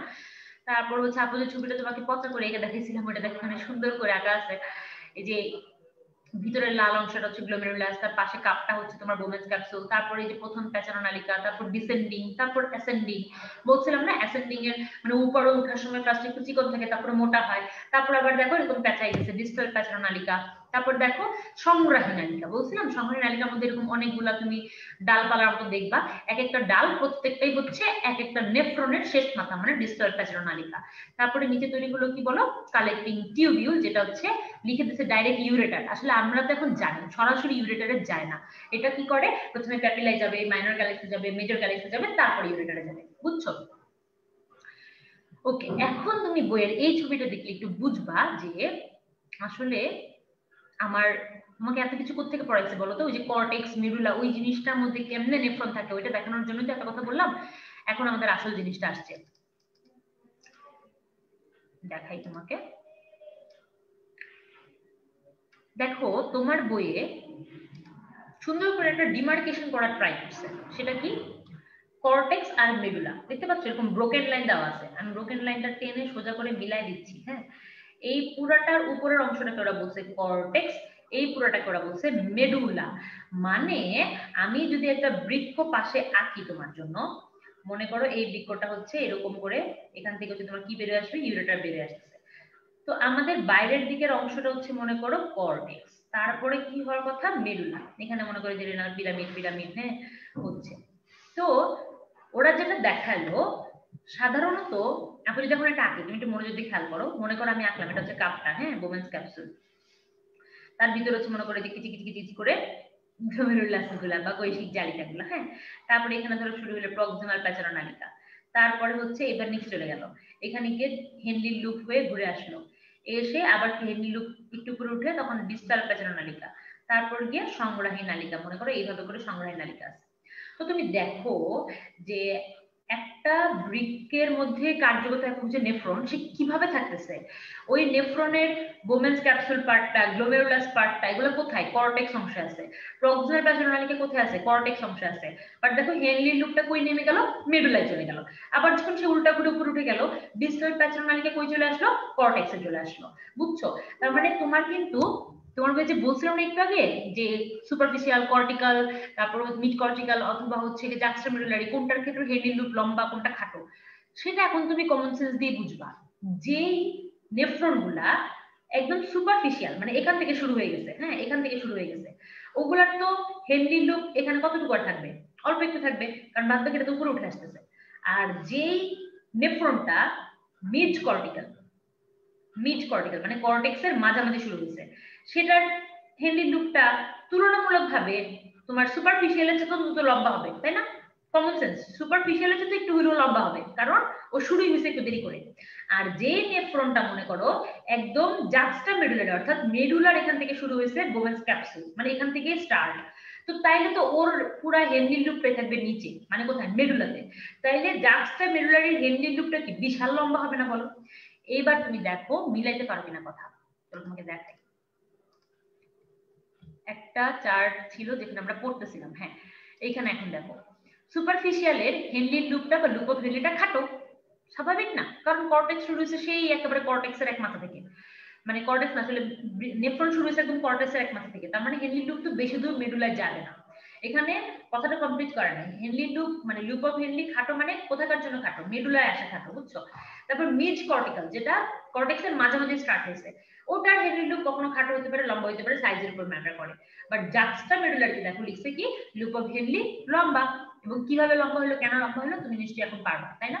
আচ্ছা, তাহলে দেখো তোমাকে একটু আগে বলছিলাম বৃক্কের কাজ কিভাবে শর্টকাটে মনে রাখতে হবে দেখাই দিব। মনে রাখবে বৃক্ক অপসারণ করে কয়েকটা জিনিস, ক্ষরণ করে কয়েকটা জিনিস, ভারসাম্য রক্ষা করে চারটা জিনিস। তাহলে তোমার যদি রিটেনে আসে তুমি এগুলো লম্বা লম্বা করে লাইন লিখবা। কিরকম লিখবা? যে বৃক্ক হচ্ছে গিয়ে নাইট্রোজেন জাতীয় বর্জ্য পদার্থ অপসারণ করে, 2 নম্বর যে লিখবা বৃক্ক দেহে প্রবিষ্ট প্রতিবিষ ও ভেষজ পদার্থ অপসারণ করে, 3 নম্বর বৃক্কে কিছু এনজাইম নিঃসরণ করে যেমন রেনিন, বৃক্ক থেকে হরমোন উৎপন্ন হয় মানে বৃক্কে হরমোন কাজ করে যেমন এরিথ্রোপয়েটিন, বৃক্কে দেহে পানির ভারসাম্য রক্ষা করে, বৃক্ক অম্লক্ষারের ভারসাম্য রক্ষা করে। দেখো আমরা তো সৃজনশীল বানাইতেই পারি, তাই না? এই জন্যই তো আমরা সৃজনশীল। জাস্ট একটা দিনে করে ওয়ার্ড করবা, রিটেনের খাতায় ইচ্ছা মতো লিখবা, জাস্ট মেইন কথাটা ঠিক রাখবা। তাহলে তুমি দেখো এখানে দুইটা দুইটা আর টোটাল চারটা, 8টা পয়েন্ট আছে। তুমি যদি সুন্দর করে বড় করে লিখো এক পৃষ্ঠা পার হয়ে সেকেন্ড পৃষ্ঠায় চলে যাবে। তার মানে তোমার যদি এটা হতে আসে 2 2 দিতে টিচার বাধ্য, তাই না বলো? তার মানে এখানে তোমাকে একটু ট্রিকি ওয়ে মেইনটেইন করতে হবে, মেইন কথাগুলো মনে রাখতে হবে, লাইনগুলো সুন্দর করে বড় বড় করে সাজিয়ে লিখবা, ঠিক আছে? ওকে, কারো যদি কোনো প্রশ্ন থাকে তুমি কিন্তু আপুকে প্রশ্ন করবা, বুঝছো? আমি তাহলে আবার তোমাকে ওগুলো বলে দিব, বা নতুন কোনো প্রশ্ন থাকলে সেটাও বলে দিব। বাট আশা করি আমি যতটুকু তোমাকে পড়াইছি এতটুকু পর্যন্ত কারো সমস্যা থাকার কথা না, তারপরে থাকলে বলিও। আচ্ছা দেখো, তারপরে যে বলছিলাম না তোমাকে ক্যালকুলেশন করে দেখাই দিব যে কিভাবে করে আমাদের নেফ্রনের সংখ্যাগুলো আসে, ফলে কিন্তু মুখস্থ থাকতে হবে আলটিমেটলি এমসিকিউ তে অ্যান্সার করার জন্য। আর এটা তোমাকে একটু দেখানো যে আসলে ওরা ভুলভাল লেখে নাই। একটা বৃক্কে নেফ্রনের সংখ্যা 10 থেকে 12 লাখ, আর প্রত্যেকটা নেফ্রনের দৈর্ঘ্য 3 থেকে 5 সেন্টিমিটার। তাহলে তুমি গুণ করে দিলে কি পাবা? সবগুলা নেফ্রনের যোগফল। তুমি যদি একটা নেফ্রনের লেজে আরেকটা নেফ্রন লাগাও, তার লেজে আরেকটা লাগাও, তাহলে কি বিশাল লম্বা নালী হবে। ওই লম্বাটা কতটুকু হবে? 36 কিলোমিটার হবে, অথবা 22.5 মাইল হবে। কিন্তু অনেকে ভাবে আপু আমার বডির ভিতরে 36.5 মানে 36 কিলোমিটার কই পেয়েছেন আপনি? কিন্তু ওরা যেরকম পেঁচায় থাকে এই জন্য আমরা টের পাচ্ছি না, বুঝছো? অসংখ্য থাকে, পিচ্ছি পিচ্ছি অসংখ্য পেঁচানো, যোগ করলে ঠিকই এগুলা 36 কিলোমিটার হবে। তোমার মানতে ইচ্ছা না করলেও এটা একটু মনে রাখতে হবে, এটা এমসিকিউ তে আসে। আর হচ্ছে এটা তুমি পড়লে একটা বৃত্তের জন্য, তাহলে এখন দুইটা বৃত্ত কি হবে? 2 দিয়ে গুণ করবা, তার মানে টোটাল লম্বা কতটুকু হবে? 72 কিলোমিটার বা 45 মাইল, ঠিক আছে? তারপরে যে বললাম না টোটাল তরল পদার্থ পরিশ্রুত হয় 125, কিন্তু আমরা পূর্ণ শোষণ করে নিই 124, তার মানে আলটিমেটলি মূত্র সৃষ্টি হয় 1 ঘন সেন্টিমিটার বা 1 ml। সেটা কিসে? প্রতি মিনিটে কিন্তু হিসাবটা, বুঝছো? তারপরে দেখো যে বলছিলাম তোমাকে একটু আগে 70 মিলিমিটার পারদ চাপ হচ্ছে হাইড্রোস্ট্যাটিক, তার বিরুদ্ধে ওরা এখানে বলছে 35। পুরো 35 আসলে থাকে না, কারণ আমরা একটু আগে তোমাকে দেখাইছি যে কিভাবে 20 আর 30 মাধ্যমে মানে টোটাল 50 কমপ্লিট শেষ হয়ে যায়, থাকে খালি 25। তাহলে যদি তোমাকে বলে হাইড্রোস্ট্যাটিকের বিরুদ্ধে অন্যান্য চাপ কত, তাহলে তুমি 35 বলবা, কারণ সরাসরি বলা আছে। তবে তোমাকে যদি বলে যে কতটুকু আলটিমেটলি প্রতি মিনিটে ফিল্ট্রেট তৈরি হচ্ছে, বা দেখাইতে বলে ক্যালকুলেশন কতটুকু চাপ কার্যকর থাকতেছে, সেক্ষেত্রে তুমি কিন্তু তোমার বইয়ের যে ক্যালকুলেশনটা আমরা দেখাইলাম একটু আগে, ওই যে 75 30 20 বাদ দিয়ে শুধু 25, সেটাই অ্যান্সার করবা, বুঝছো? ওকে, তারপরে দেখো গ্লোমেরুলাসের বর্ণনা, এগুলো কিন্তু রিটেনে আসলে লিখতে লিখতে হবে, হ্যাঁ? তারপর ছবিটা আঁকা শিখতে হবে, ছবি এত পেঁচায় পেঁচায় তোমার শিখতে হবে না, তুমি শুধু কি শিখবা?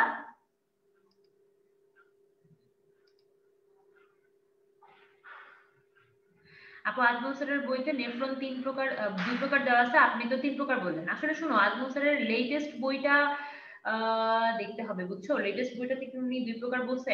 এখন আমরা মেডিকেল আসার পরে কিন্তু 3 প্রকারই পড়ি, মানে একদম জাস্ট কর্টিক্যাল আর মেডুলারি, বা কর্টিক্যাল আর জাস্টা মেডুলারি একবারই পড়ি। এখন তোমার বইটাতে দেখতে হবে এডিশন কত, এবং আমাদের লেটেস্ট পিডিএফ এ দেওয়া হচ্ছে ওইটার এডিশন কত, যেটা ফাইনালি উনি বলবে ওটাই করতে হবে।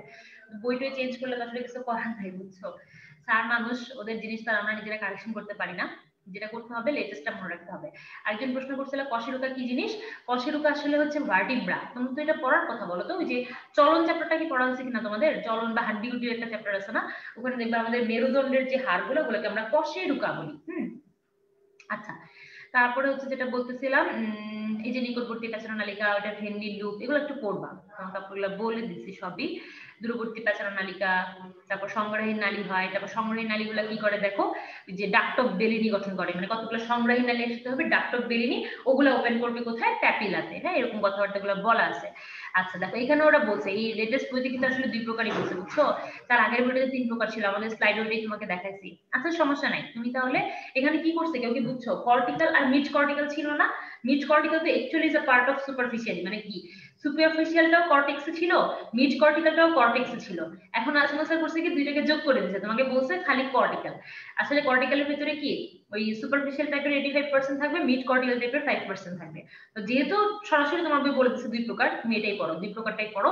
কিন্তু মাথায় রেখো কর্টেক্সের মধ্যে ভাগ আছে, কিছু একদম সুপারফিশিয়ালি থাকবে আর অল্প কিছু থাকবে হচ্ছে মাঝামাঝি। হ্যাঁ, আচ্ছা, তারপরে যেটা বললাম এখন তো বুঝবাই, ওই 50-এর 5 যোগ করলে 90 আর নিচেরটা 10, কোনটা কোথায় থাকতেছে, কোনটা লম্বা কোনটা ছোট।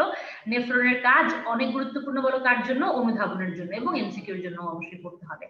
তারপরে হচ্ছে কোন অংশ মানে তোমার কি কাজ করতেছে, কোনটা দেখো, ফিল্ট্রেশন, পুনঃশোষণ, ক্ষরণ, 3টা করে পার্ট দিছে। কেন জানো? একটু পরে যখন তোমাকে দেখবো মূত্র সৃষ্টি করা হয় কিভাবে, ওখানে দেখবা যে তুমি মানে কি করা হচ্ছে, যে 3টা ভাগ করে তৈরি করা হচ্ছে। প্রথম হচ্ছে ইচ্ছা মতো পুনঃশোষণ, মানে আলট্রা ফিল্ট্রেট করে ফেলে, অতি পরিশ্রাবণ যাকে বলে। তারপর মনে হয় হ্যাঁ আমি তো অনেক প্রয়োজনীয় জিনিস বের করে দিছি, তাহলে নালি দিয়ে করে কি, ওরা হচ্ছে কি প্রয়োজনীয় জিনিসগুলো ছেকে ছেকে আবার ফেরত নিয়ে নেয়, এটাকে বলে পুনঃশোষণ।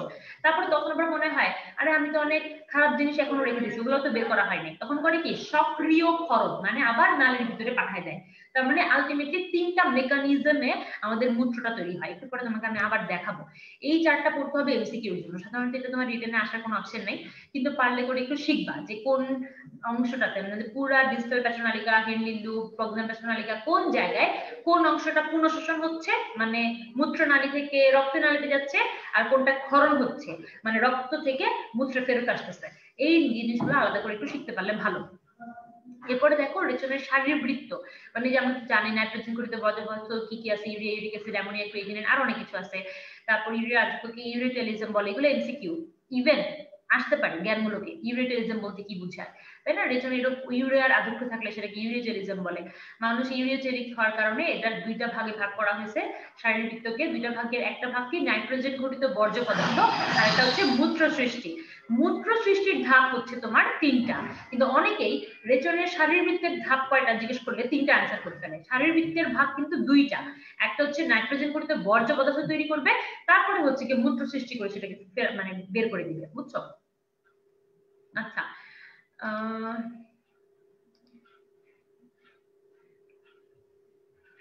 এফারেন্ট আর্টেরিওলের শুরুটা কোথায় হয় আপু?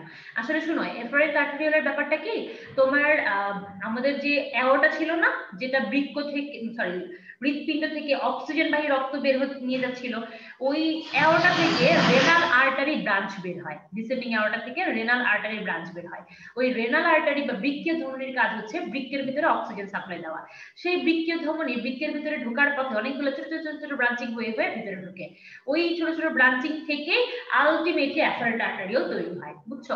এবং তোমার যে ইফারেন্ট আর্টারিওল বের হয়ে যায়, ওই ইফারেন্ট আর্টারিওল বের হয়ে কই ঢুকবে, রেনাল ভেইন বা বৃক্কীয় শিরায় ঢুকবে, যে বৃক্কীয় শিরা আলটিমেটলি পরবর্তীতে ইনফিরিয়র ভেনা কাভায় ঢুকে তোমার হৃৎপিণ্ডে হচ্ছে কার্বন ডাই অক্সাইড বাহী রক্তগুলো ফেরত দিয়ে আসবে, বুঝছো?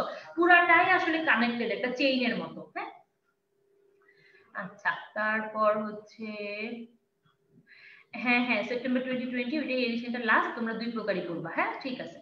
আচ্ছা, তারপরে হচ্ছে নাইট্রোজেন ঘটিত বর্জ্য পদার্থ উৎপাদন, এটা তোমাকে এমসিকিউ এর জন্য পড়তে হবে, সাধারণত এটা রিটেনে দেওয়ার কথা না, যে ডিএমএনএস প্রক্রিয়া কোথায় হবে, প্রক্রিয়াটা কোথায় করতেছে, অর্নিথিন চক্র কোথায় ঘটে, ইউরিয়া তৈরি হয় কোন চক্রের মাধ্যমে, এটা কি ইউরিয়া চক্র বলা হয় নাকি হয় না, এটা যকৃৎ ছাড়া আর কোথায় কোথায় তৈরি হচ্ছে, প্লাজমায় উৎপন্ন হয়, এই ধরনের কিছু টুকটাক জিনিসপত্র পড়তে হবে। হ্যাঁ, লোকেশন, এগুলো এমসিকিউ এর জন্য ইম্পর্টেন্ট, মূত্র সৃষ্টিটা রিটেনের জন্য ইম্পর্টেন্ট, এটা তোমার গবাগ ভয়ে আসতেই পারে, বুঝছো?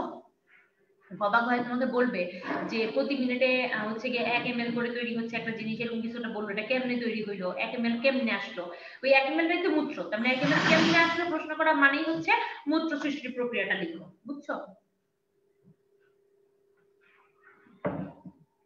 তোমাকে আপু একটু দেখাই, এগুলো আমি তোমাকে অনেকবার বলে ফেলছি, এখন শুধু রিক্যাপ করানো, তাই না? আচ্ছা, কারো কোনো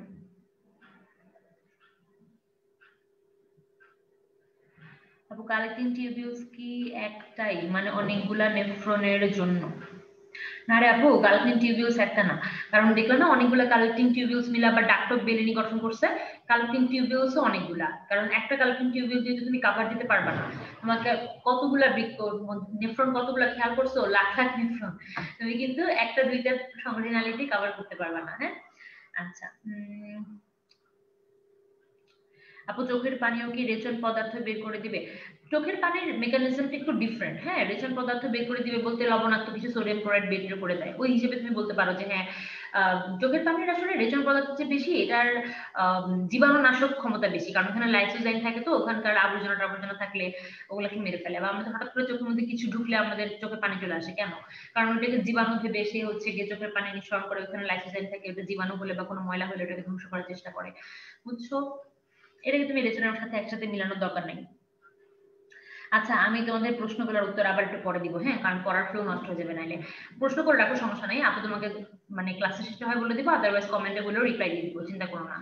আচ্ছা, তাহলে যা বলছিলাম কিভাবে করে মূত্র সৃষ্টি করা হচ্ছে, প্রথমে আলট্রা ফিল্ট্রেশন কেমনে হলো ডিটেলস তোমাকে বলা হয়ে গেছে আপুর। তারপর দেখো, এগুলো কিন্তু দাগানো লাইনগুলো এমসিকিউর জন্য পড়তে হবে। আলট্রা ফিল্ট্রেশন যে আলটিমেটলি যে 25 মিলিমিটার মার্কারি করে হয়, প্রতি মিনিটে 125 ml চলে আসে। তারপরে 2 নম্বর ধাপটা দেখো, টিউবুলার পুনঃশোষণ বা নির্বাচিত পুনঃশোষণ। এগুলো কি করবে? হঠাৎ করে মনে হয় আরে আমি তো অনেক বেশি বের করে দিয়েছি, তখন দেখো যতটুকু তোমার ফিল্ট্রেশন ছিল তার 80% তারা আবার ফেরত নিয়ে আসে, পুনঃশোষণ করে নিয়ে আসে, বুঝছো? তারপর হচ্ছে কোন জায়গায় কতটুকু পুনঃশোষণ হয়, প্রক্সিমালি 60% হয়ে যাচ্ছে, বাদ বাকিটা হিন্দি লুপে, ডিসপ্লে প্যাটার্ন নালিকায়, কিছু কিছু সংগ্রহের নালিকায়, ওইসব জায়গায় গিয়ে কি হয়, ওরা পুনঃশোষণ ঘটবে। ছবিটা দিকে খেয়াল করে দেখবা কোন জায়গা থেকে কি কি পুনঃশোষণ ঘটতেছে। যেটার তোমাকে একটু দেখাই, যেটা তুমি দেখতে পাচ্ছ যে এইরকম ডিরেকশন দেওয়া, যে বের হচ্ছে, বের হচ্ছে মানে তোমার ডিসটাল প্যাচনালিকা বা প্রক্সিমাল প্যাচনালিকা থেকে বের হচ্ছে, সেটা হচ্ছে পুনঃশোষণ, কারণ বের হয়ে রক্ত চলে যাচ্ছে। আর যেই ডিরেকশন তুমি দেখতেছো যে নালীর ভেতরে ঢুকতেছে, এইরকম ডিরেকশন, যেটা নালীর ভিতরে ঢুকতেছে যে ডিরেকশন, সেটা কি? ক্ষরণ, মানে বের করে দিতে চাচ্ছ বডি থেকে। ক্ষরণ মানে রক্তের মধ্যে রয়ে গেছিল কিছু খারাপ, হঠাৎ করে মনে হয়েছে ওটা বের করে দিচ্ছ, সেটাকে আমরা বলবো সক্রিয় ক্ষরণ, বুঝছো? সক্রিয় ক্ষরণ। তাহলে তুমি তো চাইলে একটা ম্যাথ করে ফেলতে পারো, কিরকম? যে মূত্র সৃষ্টির ধাপগুলোকে আমরা এভাবে বলতে পারি, আলট্রা ফিল্ট্রেশন মানে যা টোটাল নিয়ে গেছিল 125 মাইনাস পুনঃশোষণ মানে নির্বাচিত পুনঃশোষণ, যেটা হচ্ছে সে ফেরত নিচ্ছে, মানে পুনঃশোষণ আমি পুরোটাই লিখলাম, বের করে দিচ্ছ তুমি। এটা কিন্তু আমরা কি হিসাব করতেছি? মূত্র হিসাব করতেছি, যে কতটুকু মূত্র আলটিমেটলি থাকবে। মূত্র ইকুয়াল টু কি? আলট্রা ফিল্ট্রেশন, পুরোটাই মূত্র হওয়ার কথা, কিন্তু এখান থেকে বের হয়ে গেছে কি? পুনঃশোষণ। আবার ওর মধ্যে যোগ হয়েছে কি? যোগ হয়েছে সক্রিয় ক্ষরণ। তাহলে আমি চাইলে এভাবে করে লিখতে পারি না যে টোটাল আলট্রা ফিল্ট্রেশন মাইনাস পুনঃশোষণ আর প্লাস হবে সক্রিয় ক্ষরণ, এরপরে আমার যতটুকু থাকবে নালীর ভিতরে সেটা হচ্ছে আমাদের মূত্র, তাই না বলো?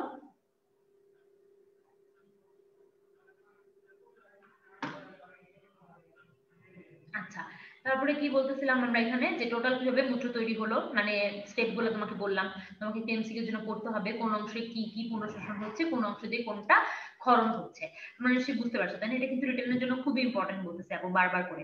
এই যে টিউবুলার ক্ষরণ বা সক্রিয় ক্ষরণ, যে বিপাক সৃষ্টির পরে কিছু অপ্রয়োজনীয় পদার্থ রয়ে যায়, ক্রিয়েটিনিন, ইউরিয়া, এগুলো পরে কি হয়, গ্লোমেরুলার ফিল্টারের সঙ্গে যুক্ত হয়। লাইনগুলো এখন তুমি রিডিং করলে বুঝবা আশা করি। তারপর আলটিমেটলি সেটাই কি মূত্র হিসেবে পরিণত হয় এবং সেটা ইউরেটার দিয়ে বের হয়ে মূত্রথলি হয়ে মূত্রনালীতে বডি থেকে বের হয়ে যায়। এবার দেখো তোমার এখানে টোটাল সিকোয়েন্সটা লেখা, হৃৎপিণ্ড, ওখান থেকে অ্যাওর্টা, পৃষ্ঠীয় মহাধমনী, তার ব্রাঞ্চ হচ্ছে রেনাল ধমনী, যেটা তোমাকে এই মাত্র বললাম, সেখান থেকে অ্যাফারেন্ট আর্টারিওল, ওইটা গ্লোমেরুলাস তৈরি করে। তারপর ব্রোমেন্স ক্যাপসুলের মধ্যে গহ্বর বা যে যেটা হচ্ছে ক্যাপসুলার স্পেস ছিল, ওখানে কি চলে গেল? ফিল্ট্রেশনটা চলে গেল। তারপর রেনাল টিউবিউলে নামলো, তারপর সংগ্রহী নালিকায় গেল, তারপর পেলভিস হয়ে ইউরেটার দিয়ে বের হয়ে মূত্রথলিতে ঢুকলো, সেখান থেকে মূত্রনালী দিয়ে রেচন ছিদ্র দিয়ে বডির বাইরে চলে গেল। দেখছো, একদম শুরু থেকে শেষ পর্যন্ত তোমাকে সিকোয়েন্সটা ফ্লো চার্ট দিয়ে করে দিচ্ছে। এটা জানা দরকার নিজের জন্য, যে পুরো চ্যাপ্টারের তোমার কনসেপ্ট ক্লিয়ার থাকবে, প্লাস হচ্ছে কি এমসিকিউ তে ফ্লো চার্ট উল্টাপাল্টা করে মাঝখান থেকে একটু তুলে দিয়ে বলবে এটা পড়ে এখানে যায় ওখানে যায়, উল্টাপাল্টা করে দিবে। তুমি কিন্তু এই উল্টাপাল্টা ধাপের মধ্যে পড়ে যেও না, হ্যাঁ। তারপর টিউবুলার পুনঃশোষণ ভার্সেস টিউবুলার ক্ষরণের মধ্যে পার্থক্য কি? পুনঃশোষণ মানে কি? ফেরত নিচ্ছে রক্তে। ক্ষরণ মানে কি? রক্ত থেকে ফেরত দিচ্ছে কোথায়? মূত্রের নালীতে। একেবারে সহজ করে বললে এটাই বোঝা যায়। তারপর কোন কোন জিনিস পুনঃশোষণ হয়, কোন কোন জিনিস ক্ষরণ হয়, এই কথাগুলো একটু বলছে। এমসিকিউ পড়তে হবে, প্লাস রিটেনে কিন্তু পার্থক্য আসতেই পারে, যে সক্রিয় পুনঃশোষণ মানে টিউবুলার পুনঃশোষণ আর টিউবুলার ক্ষরণের মধ্যে কি পার্থক্য বা কি বুঝাইলো। বা মনে করো আমি করবো কি, তোমাকে উদ্দীপকে হচ্ছে ছবি এঁকে দিব, যেমন আমি তোমাকে দেখাই কিরকম প্রশ্ন করতে পারি। এটা ধরো উদ্দীপকে একটা নেফ্রনের ছবি আঁকলাম, হ্যাঁ, এঁকে তারপরে হচ্ছে গিয়ে তোমার এরপরে মনে করো সংগ্রাহী নালিকা, তারপর আমি কিছু অ্যারো সাইন দিলাম এইদিকে, কিছু অ্যারো সাইন দিলাম মনে করো এইদিকে, তারপর এটাকে এ আর বি বললাম। তারপর আমি তোমাকে বলবো ঘতে এ এ ভার্সেস বি লেখো, মানে এ ও বি এর পার্থক্য লেখো। দেখো তোমার মনে হতে পারে না এটা কি ধরনের সাংকেতিক কথাবার্তা, কিন্তু তুমি বুঝতেই পারতেছো এ মানে কি? পুনঃশোষণ, ফেরত নিচ্ছ। বি মানে কি? সক্রিয় ক্ষরণ মানে টিউবুলার ক্ষরণ। তাহলে তোমাকে আমি জানতে চাইতে পারি না এ ভার্সেস বি। এভাবে করে কিন্তু প্রশ্নগুলো রিটার্নে থাকবে, তোমাকে সরাসরি বলে দিবে না যে টিউবুলার পুনঃশোষণ এবং টিউবুলার ক্ষরণের পার্থক্য লেখো। তোমাকে এভাবে করে হিন্টস করে বুঝতে হবে যে আসলে ওরা আসলে কি চাইছে, বুঝছো? আচ্ছা, তারপরে হচ্ছে ধরো যে মূত্র সম্পর্কে বা ডিটেলস লিখছে, মূত্রের বৈশিষ্ট্য নিয়ে আসলে প্রশ্ন আসার কথা না, কারণ অনেক গুরুত্বপূর্ণ প্রশ্ন সামনে আরো রয়ে গেছে। তারপরে তোমার এগুলো করবা, মূত্রের বৈশিষ্ট্য এমসিকিউর জন্য তো লাগবেই 100% দেওয়া। কি পরিমাণ তৈরি হয়, কালার কি, কোনটার জন্য হালকা খড় রং হচ্ছে, তারপর হচ্ছে কি গন্ধটা কেন হচ্ছে, কোন পদার্থের জন্য এরকম গন্ধ হচ্ছে, ইউরিনোড নামটা লাগবে, রাসায়নিক ধর্ম, পিএইচ এর মান কতর মধ্যে থাকে, আবেগ গুরুত্ব কত, এগুলো তো এমসিকিউর জন্য পড়তে হবে। ডায়াবেটিক্স কি জিনিস, যেগুলো হচ্ছে মূত্রের পরিমাণ বাড়ায় দেয়, এগুলোকে ডাইউরেটিক্স বলে। মূত্রের উপাদান, মূত্রের উপাদানে এই যে বলতেছিলাম না যে অনেক রকম বর্জ্য পদার্থ আছে, সবগুলোর নাম তোমাকে শিখতে হবে উইথ শতকরা হার। এগুলো এমসিকিউর জন্য বললাম, রিটেনে কোনোদিনও তোমাকে বলবে না যে সবগুলোর নাম এবং শতকরা হার সহ লিখো, বাট এমসিকিউ এটা খুব ইম্পর্টেন্ট। এখন তো ইম্পর্টেন্টই, প্লাস হচ্ছে কি তুমি সামনে যখন অ্যাডমিশন টেস্ট দিবে এখান থেকে প্রশ্ন আসার সম্ভাবনা অনেক বেশি। এটা শেখার জন্য তোমাকে আমরা একটা যে এরকম ছন্দের মতো দিয়ে দিব, এটা থাকবে তোমার কাছে, তুমি একটু পড়ে নিবা যে মাইক্রো পেয়ে সালা ফাহিম স্টাডি করে অন্য এলাকায় পালালো। আসলে অনেকগুলা কথা অর্থবহ নাও লাগতে পারে, মানে মনে করো ফাহিম অনেক মানে দ্রুত করে বা একটু স্টাইল করে অন্য এলাকায় পালাইছে, বুঝছো? এলাকা না লিখে ইলাকা লিখছে কেন, ইউরিয়া বুঝাইতে, বুঝতে পারছো? তার মানে এক একটা ওয়ার্ডকে ওই তোমার পার্সেন্টেজ গুলোকে সিকোয়েন্স ওয়াইজ সাজানোর জন্য এই কাজটা করা হচ্ছে। তো তুমি যেটা করবা এখান থেকে পার্সেন্টেজ গুলো একটু শিখে নেওয়ার চেষ্টা করবা, হ্যাঁ, তাহলে তোমার জন্য হচ্ছে ওই চারটা পড়া ইজি হয়ে যাবে, এই চারটা। কিন্তু এই চারটা আসলে লাগবে, এই জন্য তোমাকে আমরা ছন্দটাও দিয়ে দিছি, ওটা হচ্ছে এমসিকিউ পড়ার সময় একটু শিখে নিবা। তারপরে আগের কোনো কিছু তো আসলে বাদ নাই, তাই না বলো? কিছু কি বাদ দিয়ে এসছি আপু?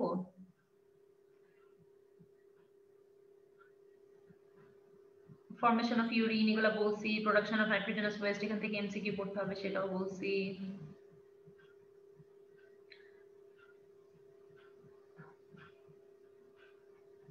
আচ্ছা, আমরা এবার সামনের দিকে আগাই। রেচন ও অসমোরেগুলেশনের বৃক্কের ভূমিকা, এই জায়গাটা একটু লাগবে, হ্যাঁ।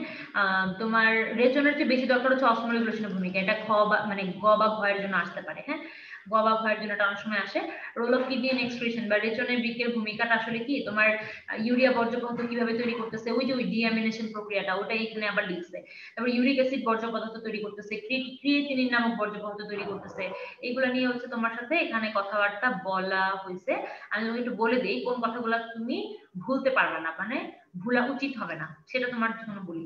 ইউরিয়া বর্জ্য পদার্থটা আসলে কি ডিঅ্যামাইনেজ এনজাইমের উপস্থিতিতে ডিঅ্যামিনেশন প্রক্রিয়াতে, যেটাকে আমরা ইউরিয়া চক্র বলতেছি, যেটা একটু আগে তোমাকে আমি বলছিলাম পড়তে হবে, সেখান থেকে আলটিমেটলি ওরা ইউরিয়া তৈরি করতেছে। বাট মনে রাখতে হবে ইউরিক অ্যাসিড কিন্তু অ্যামোনিয়া বা অ্যামোনিয়াম টাইপের প্রোডাক্ট থেকে আসে না। ইউরিক অ্যাসিড আসে পিউরিন ক্ষারকের বিপাকের ফলে। এমসিকিউতে আসবে ইউরিক অ্যাসিড কোথেকে আসে, পিউরিন, পাইরিমিডিন, অ্যাডেনিন, গুয়ানিন, এই টাইপের করে তোমাকে প্রশ্ন বানাই দিবে। মনে রাখবে ইউরিক অ্যাসিড আসবে পিউরিন ক্ষারক থেকে। আর ক্রিয়েটিনিন বর্জ্য পদার্থ আসবে ক্রিয়েটিন নামক মাসেল থেকে। দেখো ব্যাচটা কেমনে লাগবে, অনেকে আমরা মনে করি ক্রিয়েটিন এবং creatinine is the same thing, না। ক্রিয়েটিন মনে রাখবেন এটা একটা মাসেল প্রোটিন, এটা ভাঙলে যে বর্জ্য পদার্থ উৎপন্ন হয় সেটাকে আমরা বলি ক্রিয়েটিনিন। তাহলে বর্জ্য পদার্থ হচ্ছে ক্রিয়েটিনিন, ডাবল ন, বুঝছো? আর প্রোটিন যেটা ভালো সেটা হচ্ছে ক্রিয়েটিন। তাহলে তোমাকে একটু শিখতে হবে যে বর্জ্য পদার্থগুলো কিভাবে তৈরি হচ্ছে। ইউরিক অ্যাসিড আসতেছে পিউরিনের কাছ থেকে, ক্রিয়েটিনিন আসতেছে ক্রিয়েটিন নামক অ্যাসিড এর বিপাকের ফলে, বুঝছো? তাহলে এই জায়গাটা একটু তোমাকে পড়তে হবে, এমসিকিউর জন্য লাগবে, রিটার্নের জন্য ধরো বললো যে রেচনা বৃক্কের কি ভূমিকা, আসতে পারে না? আসলে তখন তুমি এভাবে করে লিখবা। ধরো বৃক্কের ছবি দিয়ে কি বললো, উদ্দীপকের ছবিটা হচ্ছে গিয়ে রেচনে কি ভূমিকা রাখে, তখন তো তুমি বুঝবাই না প্রশ্ন আসলে কি চাইছে। তো দেখো এখন থেকে মাথায় রাখবা, রেচনে ভূমিকা বললে ইউরিয়া বর্জ্য পদার্থ, ইউরিক অ্যাসিড বর্জ্য পদার্থ, ক্রিয়েটিন বর্জ্য পদার্থ, এই তিনটা হেডলাইন করে এগুলো কিভাবে তৈরি হচ্ছে সেটা বলাটাই হচ্ছে আমার রেচনা বৃক্কের ভূমিকা। ওকে, তারপরে এখানে দেখো কিছু মানে এমসিকিউ টাইপ ছিল আর কি, তোমাকে বোঝানোর জন্য। বৃক্কের অবতরণ অংশের ভাতি কি বলে, হাইলাস বলে, স্থূলতা কত, ইউরিয়া কোথায় তৈরি হয়, এগুলো কিন্তু তোমাকে একটু জ্ঞানমূলক প্রশ্নের মধ্যে করে একটু আইডিয়া দেওয়া হয়েছে। এগুলো কিন্তু আপনি মোটামুটি সবই বলছি, প্লাস বই পড়লে তুমি পারবা। এখানে আর সময় না দিই, আমরা হচ্ছে একটু গুরুত্বপূর্ণ অংশে চলে যাব, সেটা হচ্ছে অসমো রেগুলেশনে বৃক্কের ভূমিকা। ওকে, অসমো রেগুলেশনে বৃক্কের ভূমিকাটা একটু আমরা পড়বো।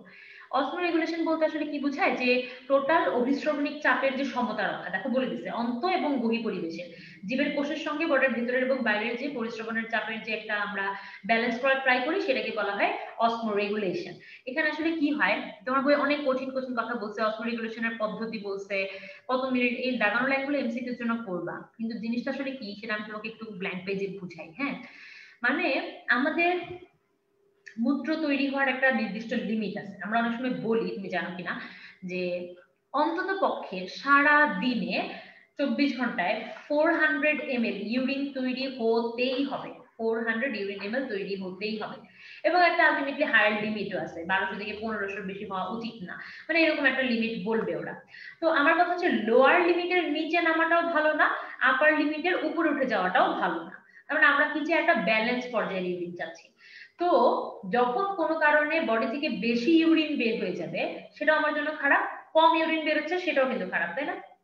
তো যখন এই ধরনের সিচুয়েশন ক্রিয়েট হবে, ধরো অনেক ইউরিনেশন হচ্ছে অথবা ইউরিন হচ্ছেই না, তো ওই তখন কি হবে, আমার বডি এটাকে ব্যালেন্স করার ট্রাই করবে যে পদ্ধতিতে, সেটাকে আমরা বলি অসমো রেগুলেশন। এবং এই অসমো রেগুলেশন মেইনলি যে হরমোনের উপর বেস করে দাঁড়ায় আছে, সেই হরমোনটাকে আমরা বলি এডিএইচ বা anti diuretic hormone, diuretic hormone, বা হচ্ছে তোমার ভেসোপ্রেসিন। এটারই আরেক নাম কি বললাম, ভেসোপ্রেসিন। সব কয়টার নামই আসলে তোমার জন্য ইম্পর্টেন্ট। এন্টি ডায়াবেটিক হরমোন বা ভেসোপ্রেসিন, এই হরমোনটা আমার অসমো রেগুলেশনের 1 নম্বর হরমোন, যেটা আমার লাগবে। এখন তাহলে এটা কেন লাগবে সেটা শোনো। এডিএইচ সমানুপাতিক, মনে রাখবা, পানি পূর্ণ শোষণ। মানে কি বলতো, পানি পূর্ণ শোষণ ধাপটার কথা মনে আছে? এটা কোথায় পড়ছিলাম? তোমাকে পড়াইছিলাম না, মূত্র সৃষ্টি। মূত্র সৃষ্টির মধ্যে আমরা কি করছিলাম, পানি পূর্ণ শোষণটাকে বিয়োগ করে দিয়েছিলাম। মানে আমাদের পুরো আলট্রাফিল্ট্রেশন বা অতি পরিস্রাবণ থেকে পূর্ণ শোষণ মানে ছিল হচ্ছে গিয়ে যেটা রক্তের মধ্যে ফেরত চলে যাবে, মানে যেটা মূত্র হিসেবে বের হবে না। এখন আমি তোমাকে লিখছি এডিএইচ সমানুপাতিক পানি পূর্ণ শোষণ, মানে তোমার বডিতে যদি এডিএইচ এর পরিমাণ বেশি থাকে, তাহলে অতি পরিস্রাবিত যে অংশটুকু ছিল, আলট্রা ফিল্ট্রেশন যে পার্টটুকু ছিল, ওখান থেকে পুনঃশোষণ তত বেশি হবে। কোনো কারণে এখন তুমি ভেবে দেখো, কারো বডিতে যদি এডিএইচ এর ডেফিসিয়েন্সি হয়, মানে এডিএইচটা ক্ষরণ হচ্ছে না, তাহলে ভেবে দেখো ওর যে আলট্রা ফিল্ট্রেশনটা ছিল না এখানে 125 ml, এখন মনে করো এডিএইচ একদমই নাই, পুরো 125 ml কি মূত্র হয়ে বেড়ে যাবে না বলো? যেখানে একটা মানুষের 1 ml মূত্র তৈরি হয় মিনিটে, সেখানে যদি তার প্রতি মিনিটে 125 ml মূত্র তৈরি হইতো, সে তো মনে করো বাথরুম থেকে আর বেরোতে পারবে না, সারাক্ষণ ইউরিনেশন হতে থাকবে। ভয়ানক অবস্থা না বলো? তার মানে এই হরমোনটা আমার খুবই দরকার, ও ব্যালেন্স করবে যে কতটুকু পুনঃশোষণ করে ফেলে নিয়ে যেতে হবে আর কতটুকু কেবল বের করতে হবে। ঠিক তেমনই মনে করো বডিতে হচ্ছে ইউরিনের পরিমাণ কম, তুমি সারাদিন পানি খাও নাই, এমনিতেই ইউরিন তৈরি হতে পারতেছে না, সেই জায়গায় তুমি যদি বেশি করে এডিএইচ কাজ করো, তাহলে কি যতটুকু ইউরিন তৈরি হবে সেটাও এডিএইচ নিয়ে যাবে গা, তাহলে তো তোমার ইউরিনের পরিমাণ হবে না। তার মানে তোমাকে এটা ব্যালেন্স করবে, এডিএইচটা হচ্ছে ব্যালেন্স করবে। যখন তোমার আলট্রা ফিল্ট্রেশন পরিমাণ কমে যাবে বা বডিতে মূত্রের পরিমাণ কম তৈরি হবে, তখন কি হবে, তখন তোমার এডিএইচ বেশি ক্ষরণ হবে না, যেন মূত্রটা বের হতে পারে। আর যখন বেশি বেশি পানি খাবা, বেশি বেশি ইউরিন তৈরি হবে, তখন এডিএইচ বেশি কাজ করবে, যেন অতিরিক্ত ইউরিনেশন হয়ে তুমি বিপদে না পড়ো। বুঝতে পারছো? তার মানে এডিএইচ এই যে তোমার বডিতে ইউরিনের মাত্রা ব্যালেন্স করার একটা চেষ্টা করতেছে, এই ব্যাপারটাকে টোটালি আমরা কি বলতে চাই বলতো, অসমো রেগুলেশন। সহজ ভাবে যদি বুঝায় তাহলে এটাই হচ্ছে অসমো রেগুলেশন। আশা করি তোমরা বুঝতে পারছো, তাও তোমাকে একটু বই থেকে দেখাই দিই। এটা বুঝে ফেললে আমাদের আর একটা কেবল প্রশ্ন বাকি থাকবে রিটেনের জন্য।